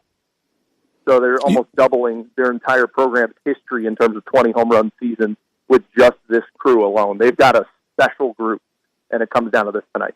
Clayton, you used a good word. I used it way back at 3:15 for my top story of the day. Tonight is rare in Omaha. A&M and Tennessee both going for their first national title. This is from Zach Barnett on Twitter at Football Scoop. Last time it happened in other sports, it happened in baseball in 1980, Philadelphia and Kansas City. It happened in the NFL, the 81 season, 82 Super Bowl, San Francisco over Cincinnati. NBA last happened with Miami, the Shaquille O'Neal Miami Heat over the Dallas Mavericks. And it happened last year in the NHL in Vegas over the Florida Panthers. College football, it's never happened. Tonight is really rare for, well-funded, tradition-rich places. One of them's going to have a dog pile in the middle of the field. What fan base do you think expects it more? That's a great question. Expects it more? Shall we say entitled? I would say, I guess I would lean Texas A&M just with how passionate they are. And, we've seen how the 12th man shows up in terms of maybe expecting it and feeling entitled to it. That's not to say Tennessee hasn't shown out. Both teams. And baseball's a little more A&M sport than it is Tennessee's. It is, and also A&M. I mean, you've seen how they, undo pitchers with ball 4, ball 5, ball 12, the way that they all chant the crowd. So that being such a big part of their story and getting them to this point, I would say I'd probably lean that way on it. But that doesn't mean they're going to get it. Have you made it over to Rocco since we last talked to you? I know you said you were planning on getting over there. Have you made it over there? What is that like? So, yeah, what was it? Sunday of the first double elimination round, my wife and I bought tickets and went to the game. What was that? Tennessee against UNC. And the Vols beat them pretty handedly. I think it was 6-1 was the final on that one. Yeah. But before the game, we went over and checked it out, and it's cool to see. You walk in, and there's the whiteboard that you see on Twitter all the time, and then to actually order a Jell-O shot is in the secondary room. They have a room dedicated to it. It's all on iPads where they ask you what team, so I don't think they have a checklist anymore. It's all done on the computer. And so they ask you what team, and then you have a coordinating color that you go with that. So, and to answer your question from last week, what team was I going to pick for that? My wife chose Tennessee. Emily picked the Vols. She had worked over at Briarcrest, so she had plenty of kids that went to the Vols. Yeah. So, including Matthew Dallas, who is a Tennessee Vol. He's not here because he's out in the Cape for summer ball as well. We were hoping to see him out here, but nonetheless has been part of the Vols getting out here as well. So it'd be cool to see him get a championship, one of the Saints as well. But so she got Tennessee, and my dad was a Florida alum, so I went with that. There you go. So I guess we canceled each other out on that. So that's good. That's good, Clayton. That's a lot of fun. Our friend Clayton Collier, who was here forever at ABC 24 and now is in Omaha and doing so well in Omaha. All eyes on it tonight. Do you realize? I know in your news block and in your sports block tonight, it's probably going to be all College World Series. But tonight in Major League Baseball, there are 3 Nebraska Cornhuskers starting pitchers tonight. I know it's crazy, and 2 of them started against one another a couple weeks ago. Cade Povich and Spencer Schwellenbach, both rookies. Seeing what that was exciting. I don't know if you saw, but when Cade Povich debuted, it was in Toronto, and his dad didn't have a passport, so he had to fly to Denver to get an emergency passport and then fly up, and he got in maybe just hours before first pitch. But he made it for the debut. Fortunately, next week it was in Baltimore, so he didn't have to figure anything out. But he said he was prepared to swim across the border to get there for his son's first start. He's going tonight. Schwellenbach's going against the Cardinals tonight. Nebraska against Ole Miss tonight, in St. Louis against Lance Lynn. And for the Padres tonight, late, Matt Waldron's going. Yep, and I believe he picked up the win, if I remember correctly, last week against the Phillies. I didn't know that. That's good. You are on top of it. You are going to work it into. It was a win. There you go. You are going to work it in tonight, aren't you? Oh yeah. But we'll be all College World Series tonight. Of course, absolutely. Last thing for you, Clayton, before we let you go, Tony Vitello. I don't know, how much Tony V you got. Obviously, doing highlights and stuff here. What has it been like being around him? He's a little different from most college baseball coaches. What has he been like these past 2 weeks? Yeah, Tony Vitello's a passionate guy. I mean, you can tell just in the dugout. Terrific. Very polite. Deals with reporters and media availability. He's very polite and matter of fact with everybody. But you can tell that there's a switch when it comes into games, and that Tony Vitello really turns it on when it's game time. Yeah, no, he definitely does not lack energy from the dugout, that's for sure. Will definitely be a lot of fun tonight, 6 o'clock on ESPN, final game, Tennessee and Texas A&M. Clayton, as always, thanks so much for joining us, always a ton of fun, and let's do this again soon. Yeah, thank you guys so much for having me. Hope to see you in Memphis sometime soon. Absolutely. We will, Clayton. Thanks, Clayton. Be safe. Thank you so much. Clayton Collier with us, and I don't know, do they have – in college clubhouses, do they have wild champagne celebrations? Is that allowed? I don't know, Brett. That if might, they do, Clayton, take a change of clothes. Yes, take a change of clothes. That might have to wait till they get back to their clubhouse on campus. At the hotel. That's right. We're at the hotel. That's right. Might get a little wild tonight at either Victorious Hotel. We'll be very sad at the defeated one. And Brian, I said it earlier. This is what it comes down to for me in sports. I think the best are there, and somebody's really happy and somebody's really sad tonight. No, you're absolutely right. And in 2 great games over the weekend, and Texas A&M gets the big win in game 1, and it looks good for most of the game yesterday. But then here comes Tennessee, and and that's what I was saying. I had a buddy that I was with, and he was saying, "Oh man, A&M's going to win this," and I said, "Oh no, don't say that too early." I thought Tennessee's bats were too cool. I thought they were too quiet. It felt like it, and but they were able to come back and get that win, and so now all down to this one. I loved it because you're right. I mean, when I started thinking, oh man, are we only going to get 2 games of the College World Series Finals and then it's over? No, we're going to get all 3, and it's going to be a lot of fun tonight. All our guests appear on the Sissy's Log Cabin telephone line, on the guest line, just like Clayton Collier did at 901-360-8255. And it's that time of year. There are a lot of weddings. Well, we know before you get to the wedding season, you got to get to the engagement season. And I hope for all these weddings that are going on in June and July and August, they all started out with engagement rings from Sissy's Log Cabin, the official jeweler of the hometown teams of the Memphis Grizzlies and for the Memphis Tigers in that great location at 4542 Poplar. Supporter of Tigers athletics and the Grizzlies with the floor seat lounge at FedEx Forum. that we're going to get back to very, very soon.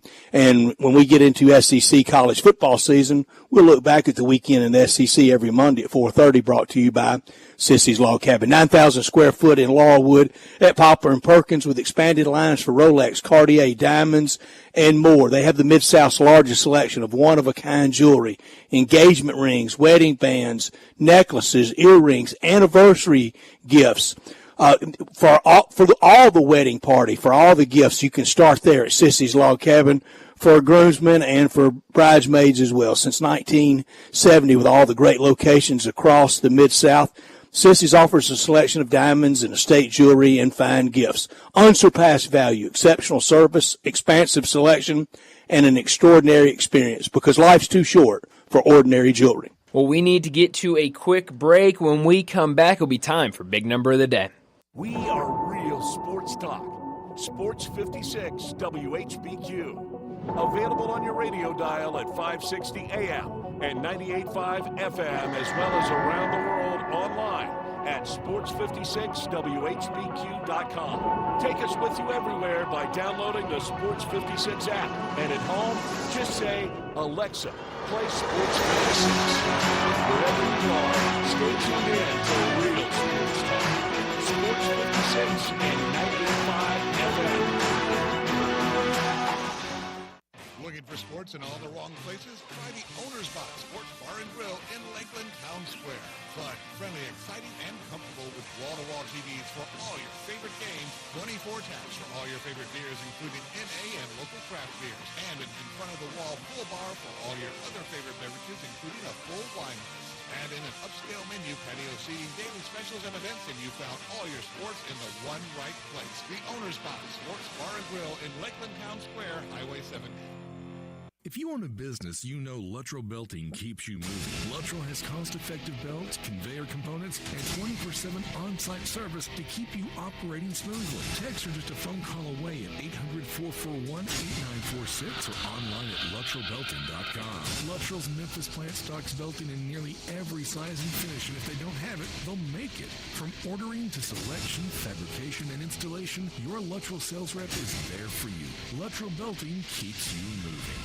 I got him on the line, Jason, the main man Marshall, and he's ready to rock and gossip Volkswagen on the pike. Randy, it's vacation time, so take the road wherever it leads you with 42 miles per gallon on the highway in a brand new 2024 Volkswagen Jetta SE for only $249 a month. That's an awesome deal at Gossip Volkswagen on the pike. And Jason, my main man Marshall, everybody in Memphis knows when it comes to a great deal, it's all about choices. Take your pick from 2024 Tiguan S front-wheel drive or a 2024 Taos SE for only $279.28 a month, plus 0% for 60 months on all new 24 Taos. And you know my motto, make me an offer, because nothing reasonable will be refused. Ask for Jason, the main man Marshall, at Gossip Volkswagen, 1875 Covington Pike, online, gossipvwmemphis.com. Where we're charging for it and charging less every day.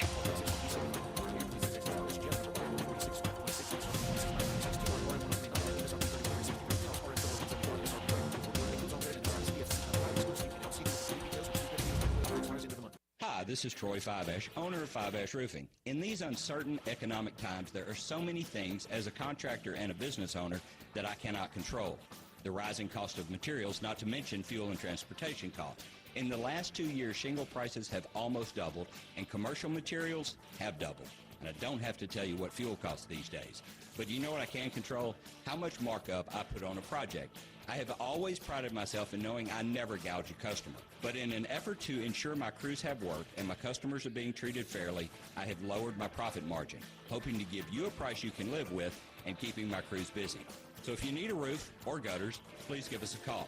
Five Ash Roofing, fair, honest, and ethical. Five Ash Roofing, a proud sponsor of Tiger Athletics and a member of the Tigers home team. 367-0050 or MemphisRoofer.com. 367-0050 or MemphisRoofer.com.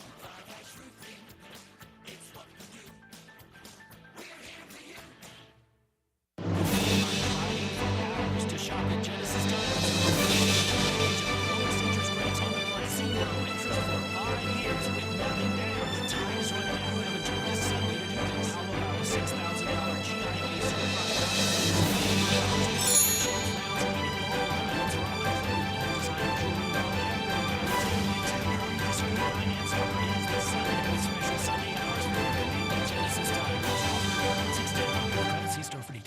There's an institution in East Memphis that I love talking about. It's the Spirit Shop at 4848 Poplar Avenue, right down the street from Clark Tower, and it looks like a log cabin. It's been around Memphis since 1969 with a family-owned, friendly, knowledgeable sales staff that is just a wonderful place to go. I love going in and talking wine or bourbons, and they've got such great selection. So if you've not visited the Spirit Shop in a while, it's been remodeled. You'll love what you see when you need spirits. Tell Eddie Wallow said hello. Now back to Sportstime on Sports 56 and 98.5 FM. Here once again are Brett Norsworthy and Brian Davis.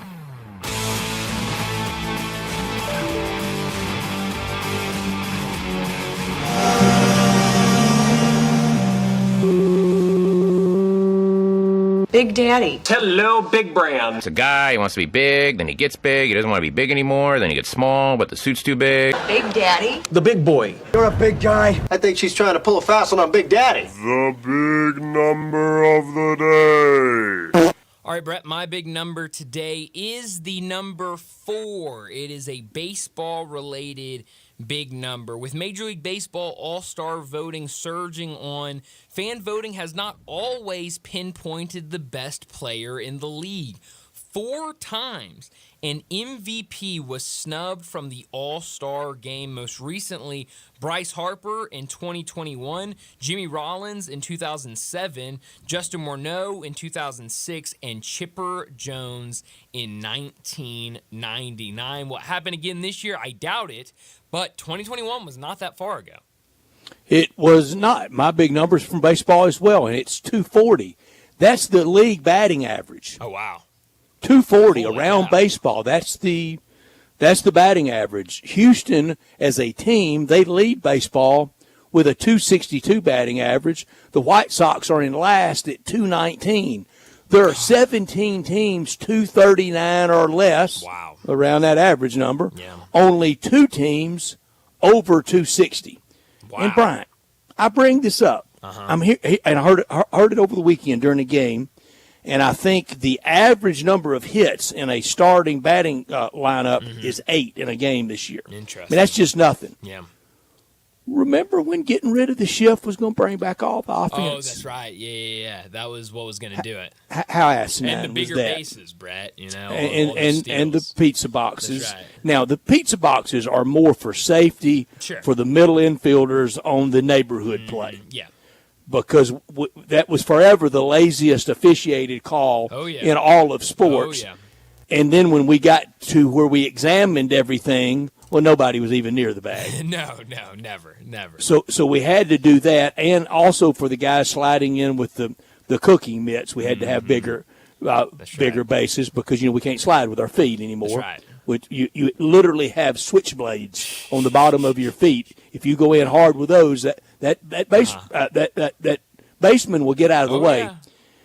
But it's why I rejected changing the rule on the shift, except for the pitcher and the catcher and the first baseman. The other 6 people can gather up in right field and play ring around the roses if they want to. That's right. If you want to line up that stupidly, do so. Yeah. I'm watching Tennessee Saturday when they're trying to get something going in game 1, and you can still shift in college. As bad as you need base runners, lay down a bunt. Oh, yeah. Well, that's They don't like to bunt. Nobody's bunting anymore. Nobody likes to Nope. bunt. Nope. Bunting's out the window. Who needs to bunt anymore? But remember, we were going to get rid of the shift, and it was going to bring back offense to baseball. That's right. And it's down. Yes. And I knew it would. Oh, yeah. Well, that's how it goes, and good for it because, this whole idea of let's just do anything we want with baseball. It's just any rule. I mean, it would be stupid to gather up 6 people in right field playing ring around the roses, but if you want to, go right ahead. By all means, do your thing. If you want to go really crazy, try it without a first baseman. Why not? I wouldn't suggest it, but there's a lot I see from baseball now I wouldn't suggest. Yeah. Yeah, and most of it doesn't work. So we'll see. But no, that's. Did you see the Mets pitcher loaded up last night? Yeah, come on, man. You had a big tub of goo on your hands. Oh, Edwin Diaz, who everyone fell in love with a couple years ago. And he playing his song. He had it on. Please quit playing it at anything else around sports. Yes, it became every single sporting event you would be at after it became popular. You would hear, I forget what they call it, Narcos, I think, or Narco is, I think, the name of the song, with all the trumpets for Edwin Diaz. Good Lord. I'm glad we've kind of gotten away from that. But let's go ahead and get to a break and wrap up our second hour. And when we come back, we're talking a whole lot of Grizzlies, only a couple of days away from the NBA draft. We'll also talk some other NBA news, but we're doing all of that next with the Michael Cole.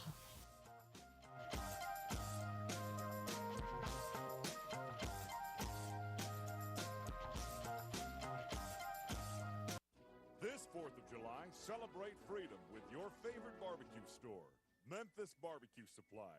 Whether you're a grilling novice or a seasoned pitmaster, Memphis Barbecue Supply has everything you need to make this Independence Day unforgettable. From a wide selection of premium chip, chunk, mini logs, pellets, and logs of wood, and over 378 different rub sauces, injections, and glazes to choose from. Here at Memphis Barbecue Supply, we have everything but the meat. You can stop by anytime. We're open 7 days a week for your convenience. Our knowledgeable, award-winning pitmasters on staff are more than happy to assist you with any questions you have for your next cook. Memphis Barbecue Supply is located at 7041 Stage Road in Memphis, or you can order online at mbbqsupply.com. Follow us on all the social media platforms for recipes, new products, and barbecue news. It's time to ride during the Gossett Mitsubishi Motors Summer Sales Event. Check out 43 MPG Highway in a new 2024 Mitsubishi Mirage, $17,935 or $249 a month. Need extra room for your vacation? Let Gossett make it happen with 2024 Mitsubishi Outlander, $30,490 or $449 per month. And go for miles and miles with 420 total range in 2024 Mitsubishi Outlander PHEV, $599 a month. Plus peace of mind with Mitsubishi's 10-year, 100,000-mile powertrain limited warranty. Gossett Mitsubishi, 1870 Covington Pike, and 24/7 at MemphisMitsubishi.com. If you want it, we got it at Gossett Motor Cars. Military rebate, 500 loyalty rebate. Mirage Outlander 84 months. Mirage RHO 10934. MSRP 18435. Outlander RZO 55981. MSRP 31490. PHEV RZO 35245. MSRP 48065. Includes 1095 acquisition fee. Sale price includes all rebates and incentives. Excludes processing fee of $695. Lease terms includes processing fee of $695. 15 cents per mile excess wear and tear. With approved credit, see dealer for complete details. Offer valid through end of the month. Dealer stock only. Summer's heating up, and so are the savings at Choate's. We've got 3 incredible offers to make your season spectacular. First up, our Grill and Chill with Choate's Summer Special. Upgrade your HVAC system and choose between a free Yeti cooler or a Green Egg grill on select systems. Then power through any outage with Choate's generators. Be one of the first 50 customers to buy a generator and score a massive 75-inch TV or an iPad. Also, don't forget about our tankless water heater offer. Purchase a tankless water heater from Choate's and receive a premium toilet free. Don't wait. These offers are too good to last. Turn to the experts with Choate's and call 347-8086 or visit us online today for your free estimate. Now introducing Choate's air conditioning, heating, plumbing, and generators. Choate's, let our family serve your family. Getting engaged is one of life's most spectacular occasions. And when you find your ring at Sissy's Log Cabin, the promise of a lifetime begins with our promise to always provide unmatched quality, superior service, and brilliant natural diamonds. Find your dream engagement ring, wedding bands, and more when you shop Sissy'sLogCabin.com or stop by one of our 6 locations. Begin the rest of your life brilliant. Only at Sissy's Log Cabin, because life's too short for ordinary jewelry. No one knows the importance of a great assist more than Lowe's and Leo Messi. That's why we've teamed up to give My Lowe's Rewards members 10 times the points when Messi makes an assist during CONMEBOL Copa America USA 2024. Activate this offer starting June 20th, so when Messi assists, you score. Shop the day after an assist to earn those extra points. Not a My Lowe's Rewards member? Join for free today. Visit Lowe's.com/Messi for more details. It's the Kia Summer Sticker Sales Event that's going strong at Gossett Kia on the Pike. Are you ready to ride in your new Kia with 41 MPG Highway? We Gossett! 2024 Kia Forte LXS, $199 a month, $34.99 to a signing. How about 282 miles of EPA estimated range with new 2023 Kia EV6 Win, $249 a month. And 2024 Kia Telluride LX 357 a month, both $39.99 due at signing, all 24-month lease. And get peace of mind with Kia's 10-year 100,000-mile powertrain limited warranty. Call Bobby J. He's ready to put you in your new Kia today. Gossett Kia 1900 Covington Pike online, KiaCovingtonPike.com. If you want it, we got it at Gossett Motor Cars. Rebates and incentives. Lease includes PF 695, 650 acquisition fee, EV6 P561 0964, MSRP 50,200, Telluride RG 510 849, MSRP 38305, Forte LXS RE 780 169, MSRP 21820. Plus finance through Hyundai. Excludes tax title and license. See dealer for complete details. Offer valid through 6/30/2024 with approved credit dealer stock only. We are Sports 56, WHBQ Memphis, and W253DF Memphis, Flynn Broadcasting Stations. Now back to Sports Time on Sports 56 and 98.5 FM. Here once again are Brett Norsworthy and Brian Davis.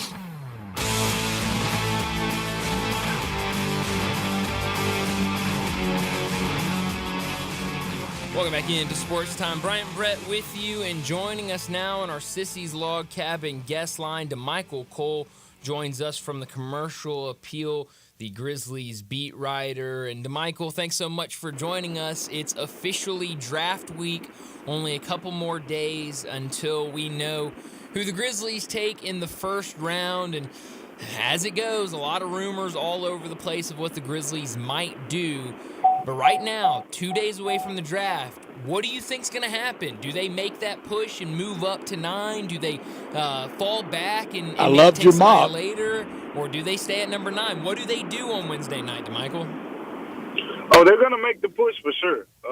They're definitely going to make the push. Now, what happens and what ends of that is the question that, none of us and even they don't have the answer to at this point. But what we do know is they will make that push. They're going to try to move up. And, the simplest thing seems like they'll end up staying put at 9. If you tell me if you stay put at 9 and you can end up with, a Dalton Connect or one of those guys that maybe potentially fall, I think, it's a decent day at the office. But you want to move up and you want to get your eyes on your hands on Donovan Clingan. And as Brett kind of just alluded to there with that mock, my most recent mock draft, I had the Grizzlies going up to 6, getting Clingan as well. I read that early this morning, DeMichael. I got out there while it was cool this morning and was walking, and I promise you, when I saw it out loud walking outside, I went, now we're talking. I disagreed with your mock last week. I loved your first one. Last week wasn't one. It was just fandom talking. Today, I loved it. To move up to get Clingan. How expensive? What do you got to give to get? I think, it starts here. Number 6 is the most realistic spot for the Grizzlies to be able to trade up and to potentially get Donovan Clingan. I think if you're saying they have to trade up to 3, it's possible, but the price tag that Houston will probably command for their pick, it probably exceeds what the Grizzlies, are willing to pay. So that's how that conversation comes and goes. But I think when you get to 5, it's another decent option, but one I'm not ready to say makes more sense than 6. And I said this in the mock as well. I said what it will come down to is Detroit and how much they value Jalen Duren. We don't know now because Detroit has a new front office. If they say, hey, this guy at 20 years of age last season averaged 13 and 11, we're not ready to move on from that yet. They're not going to draft Donovan Clingan. And in that case, number 6 will be a highly coveted spot. In theory, Charlotte could just grab him themselves, but they have Mark Williams, who I think blends really well, with that Brandon Miller, LaMelo Ball tandem. So I think they're not willing. There are better options out there for them from a team makeup standpoint.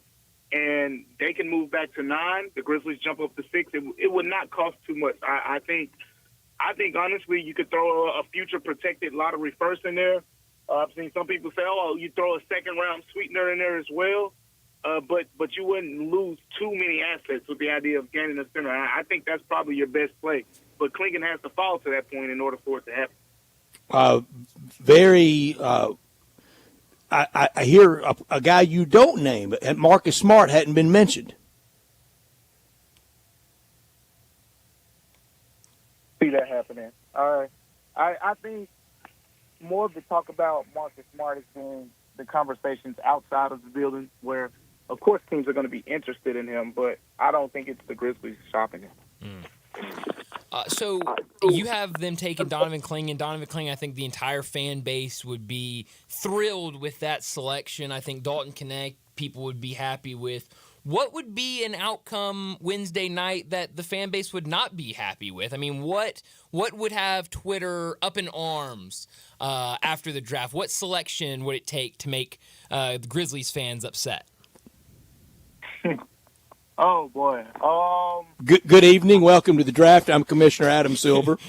Yeah, that could do it, But I think if, like Brett just said, he wasn't too much of a fan of the last draft, the last mock draft that I did, which had Stephon Castle going to the Grizzlies. I think if, and I wrote about it in a story that's going to come out tomorrow. Like the 3 big needs are shooting, a big, and then perimeter defender.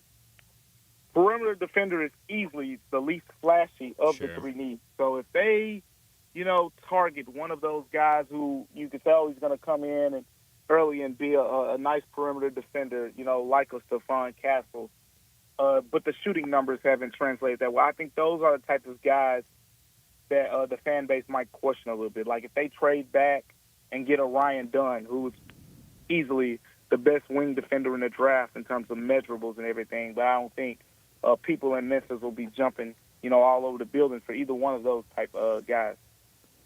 Yeah. When it comes to the second round, we know this year in the NBA draft, it's a 2-day event rather than the just 1 day, get everything done. When it comes to day 2, Grizzlies have a pair of second-round picks. You wrote about some names to keep an eye on in the second round. Who are some names that you think the Grizzlies could target on day 2? I think they focus on those needs that we mentioned. So I think the first and the second round will be complementary for the Grizzlies. And what I mean by that is if they trade up and get a big, I think they're going to try to go get a shooter in the second round. And the main guy that comes to mind to me, and you better hope this guy even makes it to the second round, is Baylor Shireman out of Creighton. One of the better wing defenders on paper in the draft, averaged over 8 rebounds per game. One of the best shooters in the draft as well. He played at Creighton. There is some familiarity there. With Mike Miller's brother was on that staff. And we know, Mike Miller's relationship with the Grizzlies, and then, of course, him now, being in the agency, being Ja's agent, all those type of things. Like, there's some connections. So Baylor Shireman makes a lot of sense in terms of he gives me those kind of the Brandon Ponzimski vibes, the guy who can do a lot of dirty work but can knock down the 3-pointers and be an impact rookie from day one. Kevin McCullough at Kansas is another one. Definitely not a shooter, but again, going to that perimeter defender angle. If you go back to January, if you were looking at mock drafts in January, Kevin McCullough was a lottery pick on just about every mock draft out there. Then, as we saw in February, he was hurt, didn't finish the year out playing with Kansas. They lose early in the tournament. He's not playing, and many people will say if he was available, that Kansas team looks much, much different. So he is one of the other better perimeter defenders in the draft. Those are 2 guys that stand out to me. If you want guys who can have an impact early on, those 2 guys make sense. Yeah, this is how good McCullough was with his absence. Bill Self said this season's over, on to next year. I mean, he tossed the towel over his absence, so that tells you how good he is. Your idea of synchronicity, of kind of second round being a little bit of the opposite of the first round, it makes so much sense. I said earlier, here's what I want. I want to get big and athletic up front. So you get Klingon with the first-round pick. With that what is it, Brian, 56? 57. With 57, not before then, I want P.J. Hall, a guy that can run and jump and defend and cocky and banging and athletic. I want to get really fortified with my bigs. I like P.J. Hall, and he can shoot it too. You know, and He can. Yeah, he actually had a really good game against Memphis earlier this year in that Clemson-Memphis game. And wanted to talk stuff to Tiger fans. I'm thinking, him and the little point guard, y'all better be careful. Got a little pizzazz to him, right? Like he's solid. You know, I like him. He's one of those guys you question how everything will translate to the league, but I mean the footwork's good, the shooting, and he dominated the ACC the last couple years. So you don't have to question the competition. I like him as a player. He's one of those guys. He could be one of those second rounders that makes some noise because I mean there are some athleticism questions. That's the reason he's probably going to be available at that point. But production-wise, one of the most productive bigs in college basketball last couple of years. DeMichael, let me dig really deep on any second-round pick. Here it goes, Bryant. Okay. Here's the comparison, the one that will do me, and some of our friends on the text machine will never forget it, and at Twitter. Here's my player comp for P.J. Hall. Scott Pollard. Scott Pollard. I like it. I can see that. I mean, he has that, you know, going to set some real good screens, do the dirty work for you. But then if you put him against a mismatch, you know, he can take advantage of those too. I can see that. But when he's out of the league after 61 games, I'll live to regret this, DeMichael. Now, except that part. Now, if he comes to the Grizzlies, I'm sure you want him to last much longer than that. That's right. But he's the kind of guy that could bounce around to about 8 teams. I mean, he could be a human immaculate grid someday. Oh yeah. For the people like you and me out there, right? Yeah. DeMichael, I asked you about a pick that would make the Grizzly fan base upset. We had a texter that texted in after that. Matt texted in and said, does Zach Edey make the fan base mad? What would be the response if the Grizzlies announce either maybe with 9 or maybe they trade back just a hair and take Zach Edey with their first-round pick? I think if you trade back and get him, you won't get too many complaints. But people will probably question it if you get him at 9. Yeah. Because to me, that screams desperation to address the big spot. You know, like he's you know, if you could trade back now, you know, we'll talk to Kleiman after that, and he'll probably say something like, hey, you know, we tried to move on the board, and, you know, nothing really made sense. And that'll probably kind of clarify the situation a little bit. But just looking at it at surface level, you know, you don't see Edey. I know there was a rumor or a report out there earlier that a certain team was interested in him in the top 10. But, you know, I think it's just smoke at this point. I expect him to be available in the team. So, you know, he makes sense from a need standpoint, right? But how far are you willing to kind of go up and take a guy before he's projected to go on need? I mean, at some point you got to just go one of the best players available and move on to your next best needs, which, you know, I said, like, if there's a Dalton Connett there and you say, oh, I'm going to get Zach Edey, that could be one you could question when Zach Edey's playing 12 minutes in a playoff game and you only make 3 3-pointers, you know, in the first half of a game. So, you know. Yeah, I think Zach Edey would conjure up ghost of Hashim too, just because of the size and things like that. Well, league-wide, where do you think Edey best fits, and what coach, what system, minutes allocation for next year? Next year come playoff time, right place for him. Who do you think? Simplified role, teams that can put him in a simplified role and with other star power around him. I think Memphis makes a lot of sense. I think Memphis, OKC, and Toronto stand out to me as the 3 spots where he could go and play a more simplified role and thrive in those roles. Memphis, OKC, and Toronto stand out. Feels like Oklahoma City, you could put about anybody there and it'd work, doesn't it? Yeah, pick and choose, right? I mean, them getting Caruso, I mean, that's a needle mover, too. Yeah. They stole him, didn't they? Yeah. Yeah, I mean, because it's what the trade machine was designed for, in my opinion. Like I've never thought Josh Giddey was a bad basketball player ever. Like since his rookie year, he's been decent. But when you get Jalen Williams and Shai Gilgeous-Alexander, which I mean, both have just grown into terrific ball handlers and can create for themselves, can create for other teammates, that kind of devalues the role of a Josh Giddey because he's a point guard. He's an all-around point guard. Like his game is all about getting other guys involved.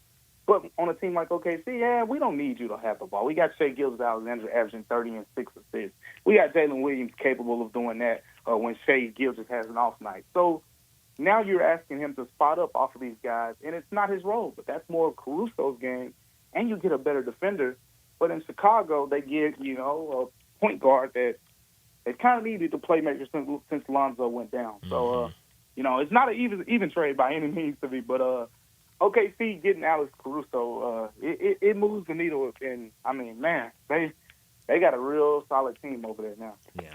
Talking to Michael Cole, he joins us to talk the Grizzlies, catch all of his work over at the Commercial Appeal. On Saturday, Ja Morant held his youth basketball camp at the Memphis Sports and Events Center. It looks like about somewhere around 650 kids showed up for that event. What was that atmosphere like on Saturday, and what did Ja Morant have to say? Yeah, I mean, it was kids everywhere, man. It was kids everywhere. And talking to Ja afterwards, my big takeaway was, Ja is a guy, I've said this a few times, like you get a lot when you read between the lines. And like I'm talking to Ja a while now. Like some of the best things that are said from Ja are the things that are unsaid, because ever since in the last 15 months, he's thinking a little bit more before he speaks. So when he wants to say something, he'll make this little face, or he'll word it a certain way or something like that. And, I just noticed, like he was talking and he was just like, I just didn't expect this many kids to be there. And I had to ask him, I'm like, what? You didn't expect 600 plus kids? Like you're the face of the Memphis Grizzlies. You're one of the faces of the NBA. Kids travel from all over to come see you all the time. In first camp in a couple years, how did you not expect this? And then, he said, I'll plead the fifth on that one. And, he gave me the little look. And then as he continues to talk over the course of the conversation or whatever in the interview, you just put it together. Like, it's with everything that transpired in the last 15 months, despite all the, the love that we see the Grizzlies fans throw his way and whatnot, he still isn't sure how he's perceived nationally. He still hasn't gotten to the point where he's like, everyone is forgiving me, I'm okay. Like, he's still tense a little bit from that perspective. So that turnout was, in a way, rewarding for him. Like, it kind of put him at ease a little bit. He was very, kind of surprised, by it. But yeah, I mean, you said it, 650 plus kids. I mean, I don't know if the casual person knows how many that is for a camp, but Tyrese Halliburton, just a week earlier, had the same camp. Pro Camp is the brand that Ja Morant went through. Tyrese Halliburton also hosted a camp locally, I think in Indiana, through Pro Camp as well. And his camp had 325 kids come out, which is a lot. But Ja basically doubled that. Wow. Yeah, I think the Ja comeback story is going to be a fabulous one. If he can stay injury-free, the stuff off the court's over. He's learned from that. And if he can stay injury-free, the comeback story, DeMichael, is going to be, well, I think it ends in a championship. And the Americans love that's the best story, right? You see it in Hollywood all the time. The rags, the riches, the comeback stories. We love to see those fallen soldiers rise back up to the top. And he's got an opportunity here to really kind of redeem himself in a way and show that he's learned from this and made the most of it. Speaking of championships, at Bryant's request, tomorrow, if Tennessee wins it all, we start the show with Rocky Top. I don't know if it's my request. Be listening tomorrow, okay? Okay, DeMichael? I'll be all ears. I'm all ears. You think you've all finished it off tonight? Oh, yeah. Definitely. I got some questions about what arms we'll have available, but Every one of them. yeah, you just throw them all out there, right? If you got a pulse, get loose in the bullpen. Man. Right, yeah, just lay it all on the line. I think we're definitely more talented. It's going to be a good game. I'm depending on the bats. I think this could actually probably be a higher scoring game. It's going to keep the blood boiling a little bit, but yeah, we finish it off tonight. Yeah, it's definitely going to be entertaining for sure. But Michael, thanks so much for joining for everything. us. It's been a lot of fun through the NBA tournament and the playoffs and now up until the draft. We really appreciate you joining every week. Okay, yeah, appreciate you guys. Take care. Thanks, You've Michael. been great to us. Thank you to Michael. To Michael Cole with us from the Commercial Appeal on the Grizzlies beat. And Brian, I look forward to the next time we visit with DeMichael. We might catch up with him out at the golf tournament when he's helping out there. But I say we don't want to hear from him for a while because of the way it goes with things like that. If he checks back with us in 3 weeks, it's probably a negative story. Yeah, I think after last year, I think that's kind of in the back of everybody's mind of, let's get to the season because you don't want that negative headline, whether it's something off the court related, injury related. You just don't want that, and you're absolutely right. The next time we would talk to him, if it wasn't, hey, getting ready for the season, it would probably be something negative that you don't really want to talk about. Probably would be. Golf tournament, we may catch up around schedule release, but opening game in the NBA, as I understand it, will be the week of October 21st. That's a Monday. Yeah.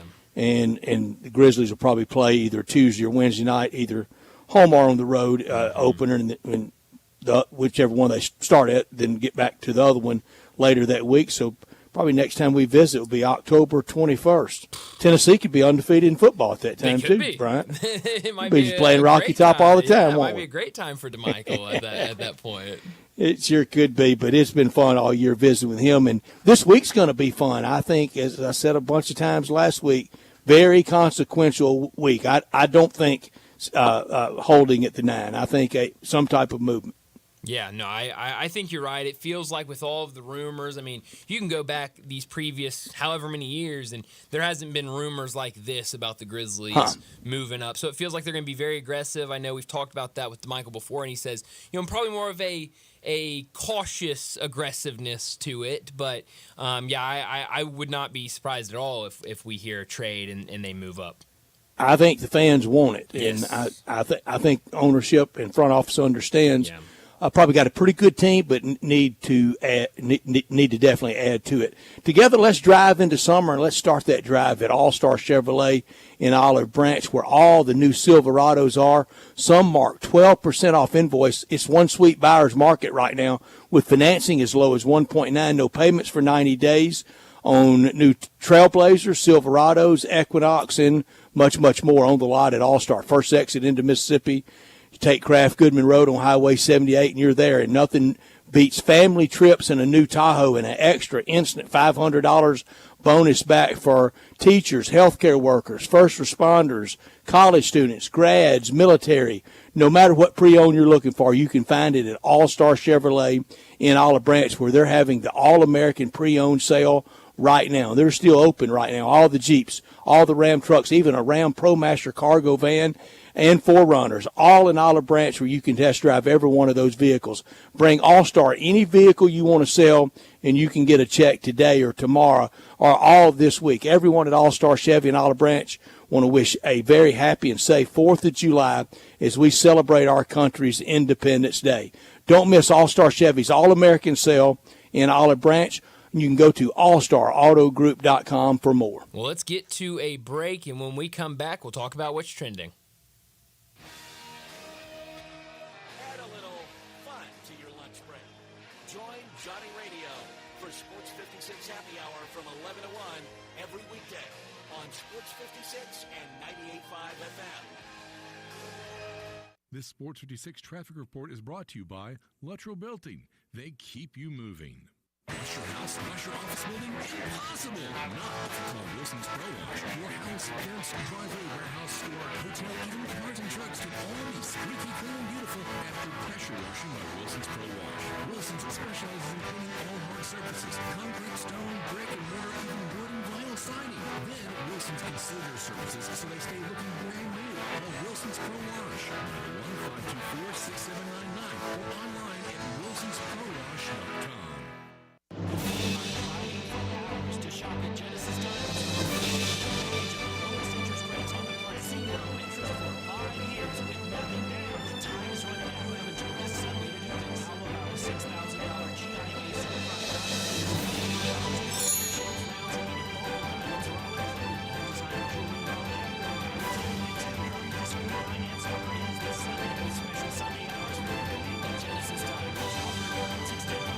store for details.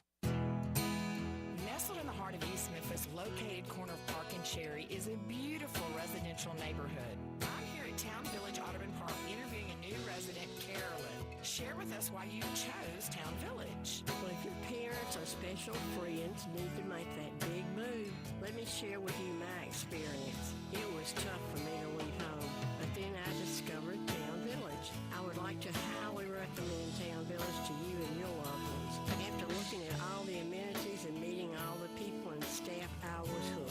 From restaurant, bistro, 3 meals per day, housekeeping, transportation, security, health care, physical therapy, exercise room, and even a heated pool and spa.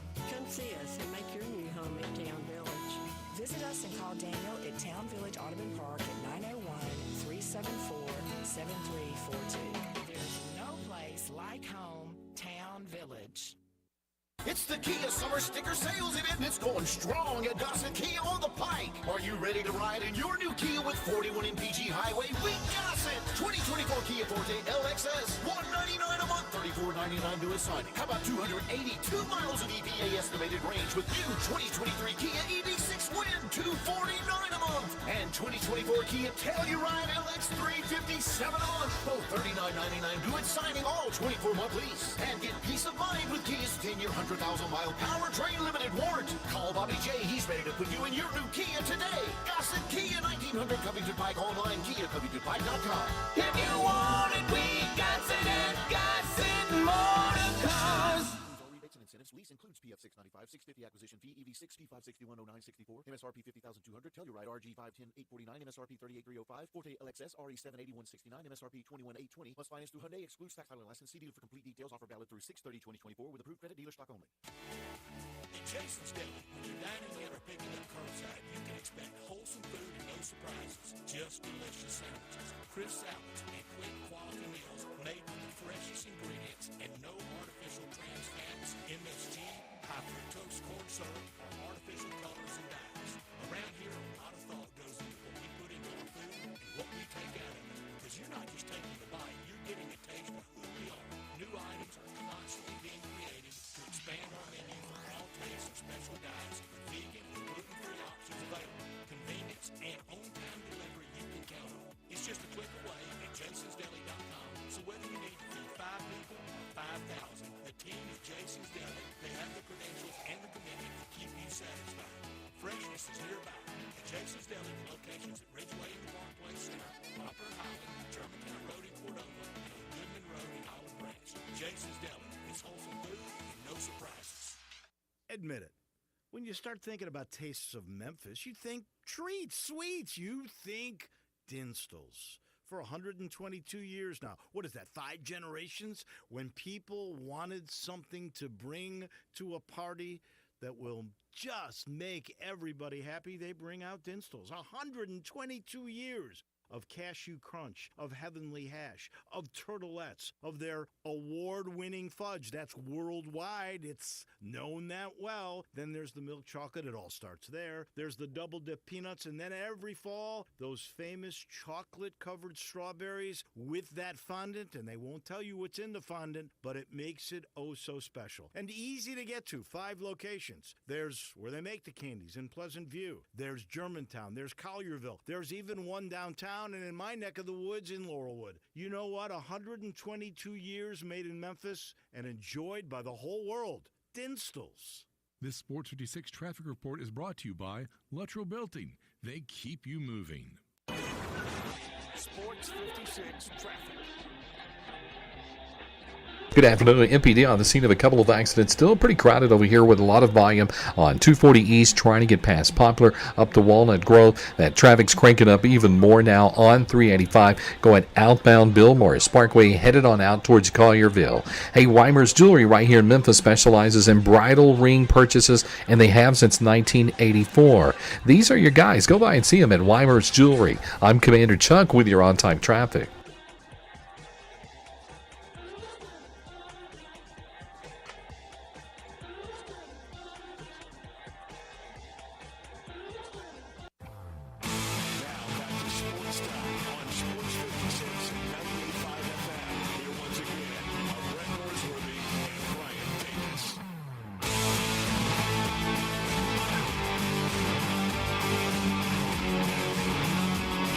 Welcome back in. Sports Time. Bryant and Brett with you as we've got a little less than 30 minutes left in today's show. We got to talk about what's trending. A couple different things to talk about during what's trending, but we've got a couple of championship games tonight. There will be 2 trophies hoisted by the end of the night. One in college baseball. We already talked about that about an hour ago with Clayton.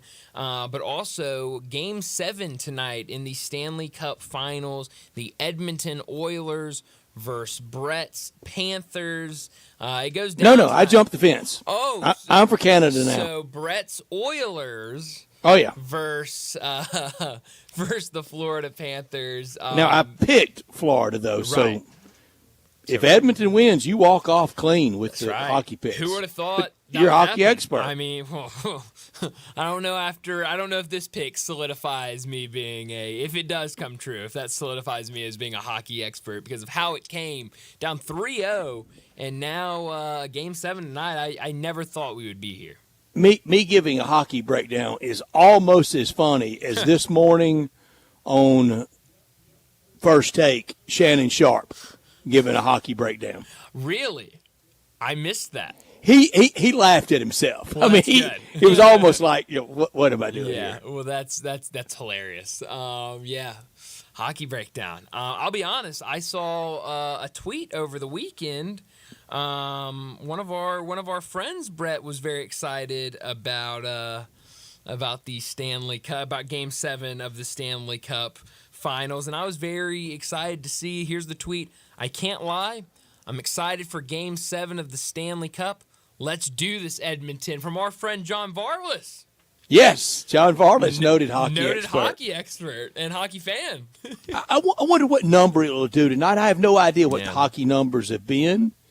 They're going up against, now they'll be on ABC, but on ESPN they'll be going up against the College World Series. But College World Series is a big number for the good numbers, 2.5, 3 million. That's right, yeah. So, no, I am excited. And very regionalized. Very, extremely. And so very niche-y. Very, and especially with it being all SEC, that makes it even more. How do you spell Omaha? SEC. That's absolutely right. But no, I am interested to see what it draws in because I do think with this going from 3-0 to now Game 7. Historic. I think there are a ton of people out there that don't really care about hockey, but they're going to tune in tonight just to see the Game 7 and a team trying to come back from 3-0. 3 20-minute periods, is that right? That's right. I'm not good for 60 minutes. I'll be there at the end, though. Okay, yeah. Tune in late in the third period and see what's happening and see the ceremony at the end. And for Canada, they just want it so bad. Man. Of course. And they're tired of hearing back to 93. That's right. And so I saw. I mean, it's a whole big old country pulling against little old tiny South FLA. That's right. I mean, the entire country of Canada. I saw there was a elementary school principal in Edmonton that sent a letter home with every student. Informing their parents that to let their kids stay up and watch Game 7 tonight, even if it was past their bedtime, because of how historic today could be. Should have canceled school tomorrow. Should have. That's why when I first saw it, I thought that's what it was going to be. Of either we're canceling school tomorrow, or we're going in late tomorrow, or something like that. And it was no, just let them stay up a little bit later. Now tonight's in Sunrise, Florida, right? That's right. Yeah. Brian, can you imagine? I'm serious when I say this. Be safe on that charter. Oh, man. Man, don't cause the plane to go. Yeah. Hockey players toting the Stanley Cup with no long practice flight. tomorrow, no wake-up call tomorrow, and a 4.5 hour flight, 5 hour flight. I think 5 or 6 hour flight. I think it's a Or long the liquor. flight. The liquor cart gets crushed either way tonight. I think if you're on that plane, if you're prepping that plane right now for that travel back, I think you got to double, triple stock whatever you got in the bar, because I think either way there's gonna be a lot of drinks flowing tonight. FAA, be safe. That FAA administrator's got to ride on that flight tonight. Oh, got to keep everybody in line. And heck, last time the rubbing alcohol could be in danger tonight. Well, and Brett, the last time we had planes flying into Edmonton, we had the air traffic controlman joking about let's have Florida's plane run out of gas so they can't make it to Edmonton. I got better jokes than that. I don't know if we need to go there. I really don't. You know, it's a big game, and it ended up being a win. So good for them, I guess. Now, Florida wins. Yeah. They're not hounded historically by blowing the 3-0, are they? You just say they won the Stanley Cup in 2024, don't you? Yeah, no. They got the win. What was it? What was it a couple years ago where a team in the NBA, it wasn't the finals, but it was like the conference finals or maybe Boston. earlier in that. It was Boston. That's Yeah, right. they're And right there. so I think that that doesn't hang with you. No, it doesn't hang with you. So I think. But if Edmonton comes back, that almost counts double. Oh, yeah. No, if Edmonton wins the game tonight, it's a massive story, and it's something that stays with Florida for a long time. If Florida wins tonight, then it's just like, okay, close call, but you won. Good job. Now, this will be Connor McDavid's first. Yes. That's correct. And it will be, again, I said it almost counts double. Uh-huh. All the people, I heard some of this morning. He doesn't pass Gretzky with one. No. He doesn't pass Messier with the Oilers, does he? No. Nowhere close. But Okay. he's an I unbelievable thought- player. That's what I thought. Yeah, no. Again, me and Shannon Sharp, no hockey experts. That's right. Yeah, I mean, two peas in a pod on that Yeah. one, Brett. But no, I am excited for it tonight on ABC. Like you, He really mentioned. did. He kind of laughed at himself. I He mean, said, that's- I don't know anything about hockey. That's what you've got to do. You got to take it in stride, I guess. Brett, forgive me if I haven't, and I really am sorry. Like, this is a genuine apology if I haven't. Have I brought up your win over the weekend? No, but no with offense Scotty taken. Scheffler? No, but- well, it's been a busy show, Brett. I mean, a I lot know. going on today. Had a lot. Very Busy good. Monday. We promised that at 3:01. Very This was a newsy. Monday unlike any That's other. right. Very newsy Monday. So I want to take this moment to Thank you. congratulate you on your win. About Scotty time. Scheffler with another one. You just lucked into the first pick and taking him. I mean, Now we've all won with there it. we go. So now we're How about all that? even. You know, John wants to feel a certain type of way about. Well, he got 7. He got Well, double. He sure did. So he won twice with Yeah, him. that's right. But he feels some type of way that we always, talk down on him for taking Scotty. But now we've all done it. So we're all in the same boat now. And I thought going to the playoff, Tom Kim was very energized by making the putt to push it to the playoff. Yeah. But I thought he got a little relaxed, and then the protesters. Did you Yeah. see the ages on those dopeheads? No, I did not. There was one old guy out there. It's 55. Wow. How about You know that? he's protested everything Getting his whole after life. it. That's right. 55-year-old I mean, protester. hey, Go relax, look man. at Come on. that. Still getting But you know after what? it. Yesterday, Brian, they're protesting big oil Sure. and our use of fossil fuels. And yesterday, it did it. Their protest and setting off the smoke bombs and everything. That's it. I'm anti big oil now. They did it. Wow. They won me How about over. that? That yesterday. Said nobody ever. No. Now, what every tournament's going to have to do, including here, is even spend more to keep right. from everybody else's fun That's right. and enjoyment being ruined by those losers. That's right. Beef up that security, especially late in the tournaments to make Somebody sure nothing like that 55 happens. out there. How about that? I would have never guessed. I mean, we could have sat here. It's 5:41 right now. We could have sat here for the next 20 minutes until the end of the show, and I would have never guessed 55. Oh, you're not going to be. Now, it hit everything on the ages. Let me I find was that gonna story. guess like 15 or 16 when you were saying, do you know how old they were? I was going to go younger than old. No, that's what I was. Yeah. I'm sorry. That's what I was kind of stereotyping was young and blue hair, but it was not. Wow. It was old and no hair. How about that? Old and no hair. I like that. Interesting. They were arrested. First degree felony. Wow. How about that? Felony. I'm trying to find the ages, but I can't. But I promise you, you'll be sure. It was like 55. It was 6 people. Yeah. All posted $5,000 bonds immediately, so that was organized. That was planned ahead because nobody's rolling around on Sunday afternoon with that much cash. No, not at all. I can't find, but it was one. It was 55. One, 2 or 3 old, and 2 or 3 really young. Interesting, huh? And it was well organized. Yeah. They were coming at that green from every direction. Oh yeah. No, the video of it was they were coming from all angles. One of the losers had on a T-shirt that said "No golf on a dead planet." Interesting, huh? Yeah, I love that. Scram. Did you see the moments after the tournament was done? Tom Kim and Scotty Scheffler's family and their conversations right after the tournament was over. I'm sorry, I did not. It was awesome. I did not know this, but Scotty Scheffler and Tom Kim, obviously all those tour guys, very friendly with each other, but Tom Kim and Scotty Scheffler, very close friends. And it was like his wife, and she's hugging Tom Kim and saying, "I'm so proud of you. You did so good. Good job this weekend. It was so fun watching y'all down the stretch." Scotty's father is there, like hugging on Tom Kim, like, "You're awesome, dude. I love you." And like she's like saying, she's looking at the baby and saying, "Tell Uncle Tom that he did a good job." And it was just a really cool scene, like something that I think in a lot of sports, but especially golf, I think we don't really get that interaction as much, that side of these players.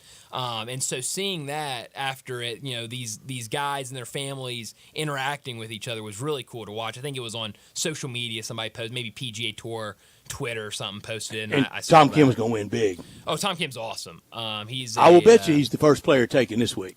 Yeah, I would probably guess so. Scotty announcing that he's going to take the next 3 weeks off until the Open. And so, yeah, he's not on the board anymore. Speaking of golf, before we get to a break, did you get any feedback from anybody over the weekend of Live Nashville? I don't know anybody that ended up going. Oh, I do. I've got firsthand intel on it. Right. Someone very close to me went. Okay. And said it was packed. Really? Packed. Could not get another person on the property. Very skewed, very, very young. Of course. And he said very disorganized. Now, this is my oldest nephew that lives in Nashville, and he cut his teeth going to the FedEx St. Jude Championship. And the first thing he said, Brad, it's not close to our event in Memphis. Not close. Not close to the organization. Yeah. Now, that's one thing that if we can ever get the golf worlds to get back agreeable, sure, we know the PGA Tour knows how to run a golf tournament. Oh, absolutely. And he said it was ham-handed, very disorganized, nobody, no coordination, and he said not a soul was there worried about anybody's score. He said it was just a party, and said the music was so loud only dogs could hear it. Wow. So it was really the party-like atmosphere that people say it is. He said you couldn't make him go back. Interesting. Well, I saw John Rahm complaining about the drones that they had flying around. He didn't. They were too loud, but I guess the music. So you got the music that loud. He's worried about the drones. drones. Worried about the drones. Yeah, that's what I'm wondering. He said a little buzz around Bryson, but not a lot. He said most of the people and packed. Yeah. I mean, very successful. Yeah. And very expensive. Really? Well, I saw they had a couple of artists there. They had a big stage set up, and they had a couple concerts of like some big-time country singers that they brought in. So I'm guessing a lot of people were just there to see the music and have a good time. If we can ever get the golf world sane again, oh, yeah, and merge the two, The PGA Tour knows how to run tournaments. Oh, certainly. Town to town, week And to week. That's kind of the big thing of organization is key. And so Especially if you want people to come back. That's right. Yes. So interesting. A little feedback from the Live event in Nashville. But let's go ahead and get to our final break of the day. When we come back, we'll wrap up today's show with Taco Bell Crunch Time.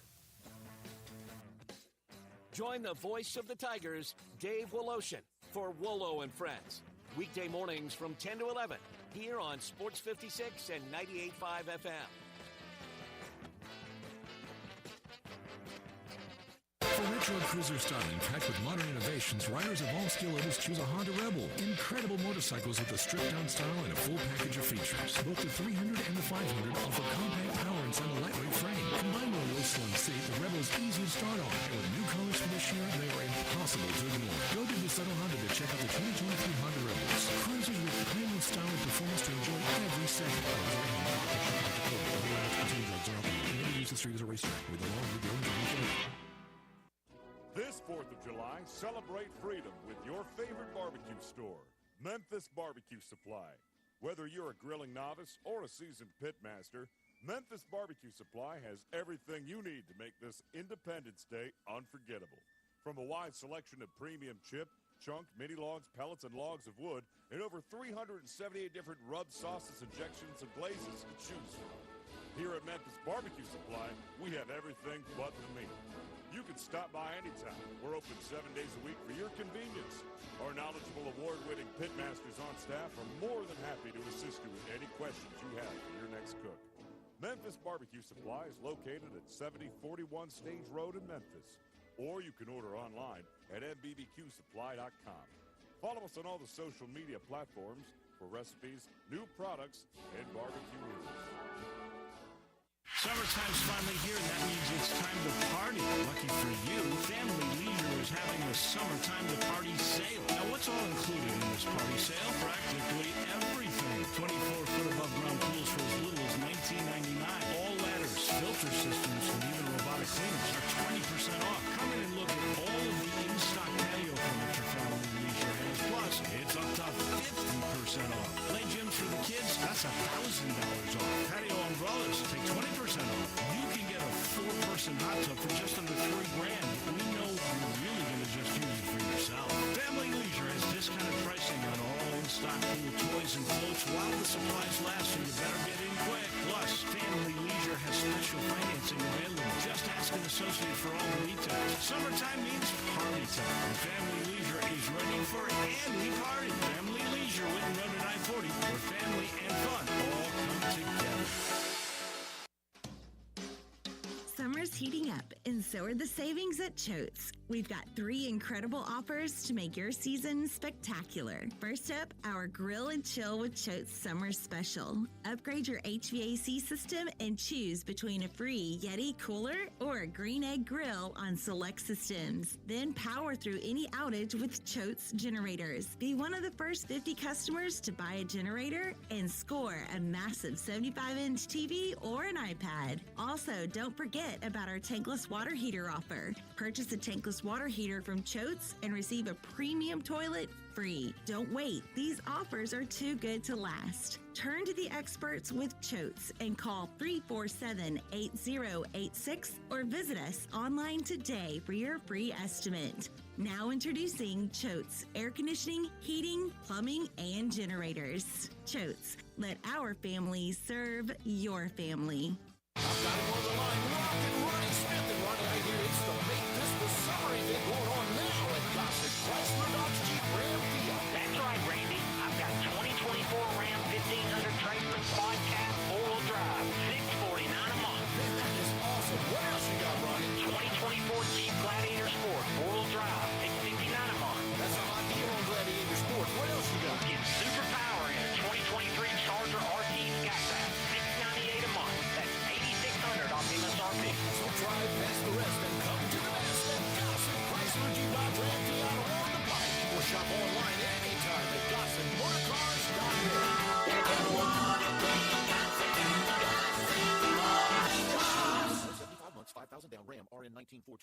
MSRP $48,595. Jeep RL 116172, MSRP $51,690. Charger PH 612877, MSRP $55,110. Price includes all rebates and incentives and excludes PF 695. Payments include PF 695. All exclude tax, title, and license with approved credit. See dealer for complete details. Dealer stock only. Now back to Sports Time on Sports 56 and 98.5 FM. Here once again are Brett Norsworthy and Brian Davis. This is pretty cool, and we're just getting started, so.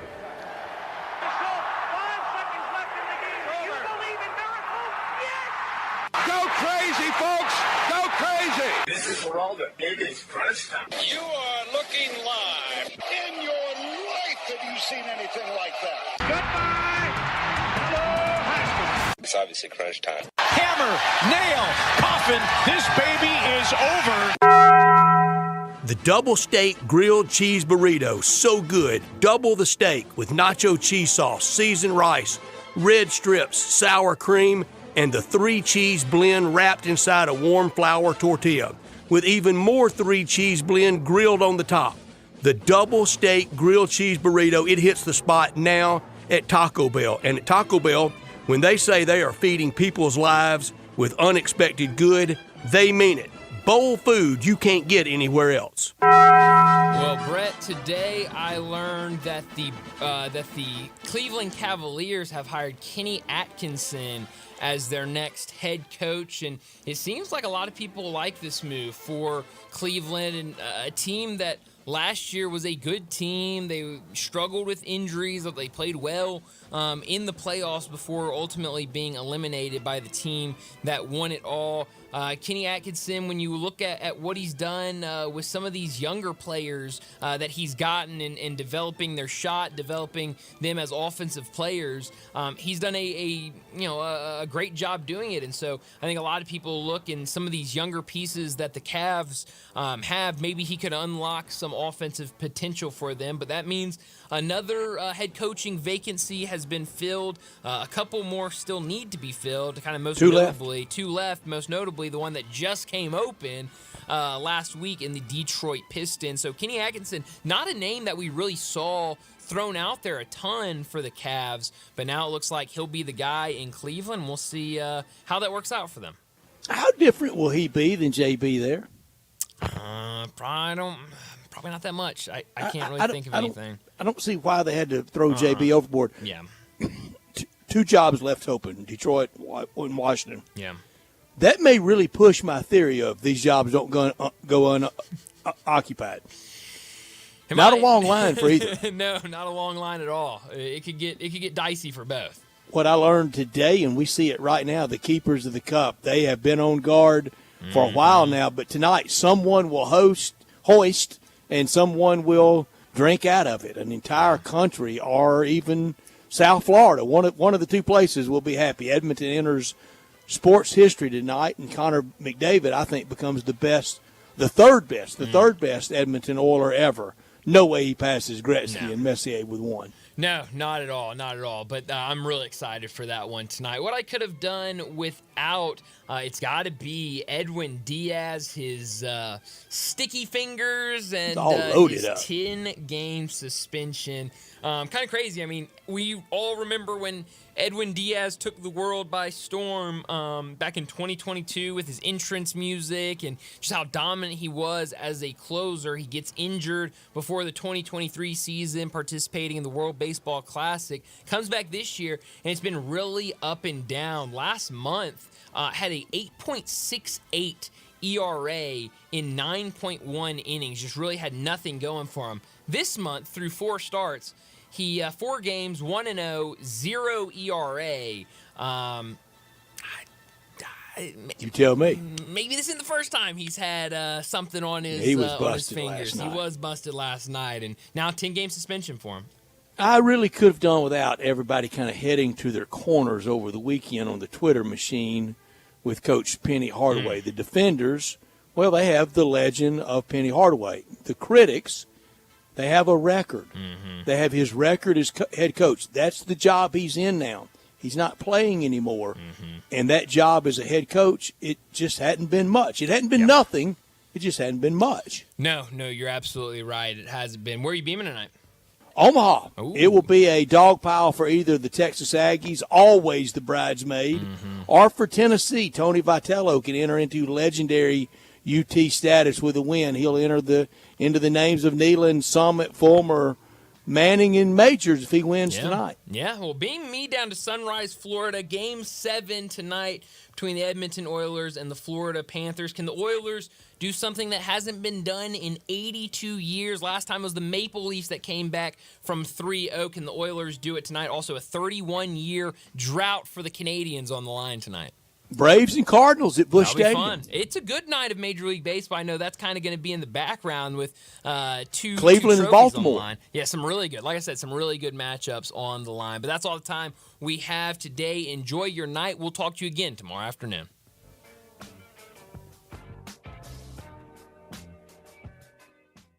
Welcome to the Rendezvous. This is John Vergas. When my dad started the Rendezvous in 1948, I don't think anyone could have imagined we'd still be serving shoulder, cheese plates, and our world-famous dry rub ribs 75 years later. But we are still here in the basement, in an alley in downtown Memphis. We sincerely thank you for making the Rendezvous what it is today. Charlie Vergas Rendezvous, a legendary experience for over 75 years, whether you dine in, pick up, or ship across the country. Hi, this is Eric Hasseltine telling you to hurry. Hurry to Genesis Diamonds right now. The clock is ticking on Genesis Diamonds' amazing finance offer. You have until Sunday to take advantage of the hottest offer ever. 5 years, 0 interest financing. You can get that stunning designer engagement ring starting as low as $67 a month, or a 3-carat lab-grown center diamond just $99 a month. It's the smartest, fastest, and best way to buy. But hurry, this incredible offer ends this weekend and will not be extended. Only at Genesis Diamonds at Poplar and Perkins Extended. There are many real estate companies out there, but then there's Banyan Tree Realtors on the Tigerville Town Square. There are hands-on, family-owned boutique real estate companies whose agents have been offering exceptional attention to their clients for over 40 years. In an ever-changing world, Banyan Tree continues to maintain a small-town personal charm while providing a worldwide connection through its internet marketing presence. Personal service will never go out of style at Banyan Tree Realtors. Their agents are people you can trust, offering service you deserve. From residential homes to commercial properties, farmland, land lots, and historical houses, Banyan Tree has the expertise you can rely on. So if you're downsizing, upsizing, moving in, or moving on, give Banyan Tree Realtors a call today. Craig Smith and Mary Jean Smith and their agents are ready to serve you. Call today at 901-620-8920 or 901-359-2520. Get in the zone, AutoZone. Welcome to AutoZone. What are you working on today? On America's birthday weekend? Why not stop by America's #1 brakes destination? Right now, you can save 15% when you buy a set of OE quality Duralast pads and rollers, and up to 50% when you bundle Shop Pro brake cleaner and brake fluid. It's Silglide Brake Lubricant. It's just part of our 4th of July sale at AutoZone. Get in the zone, AutoZone. Restrictions apply.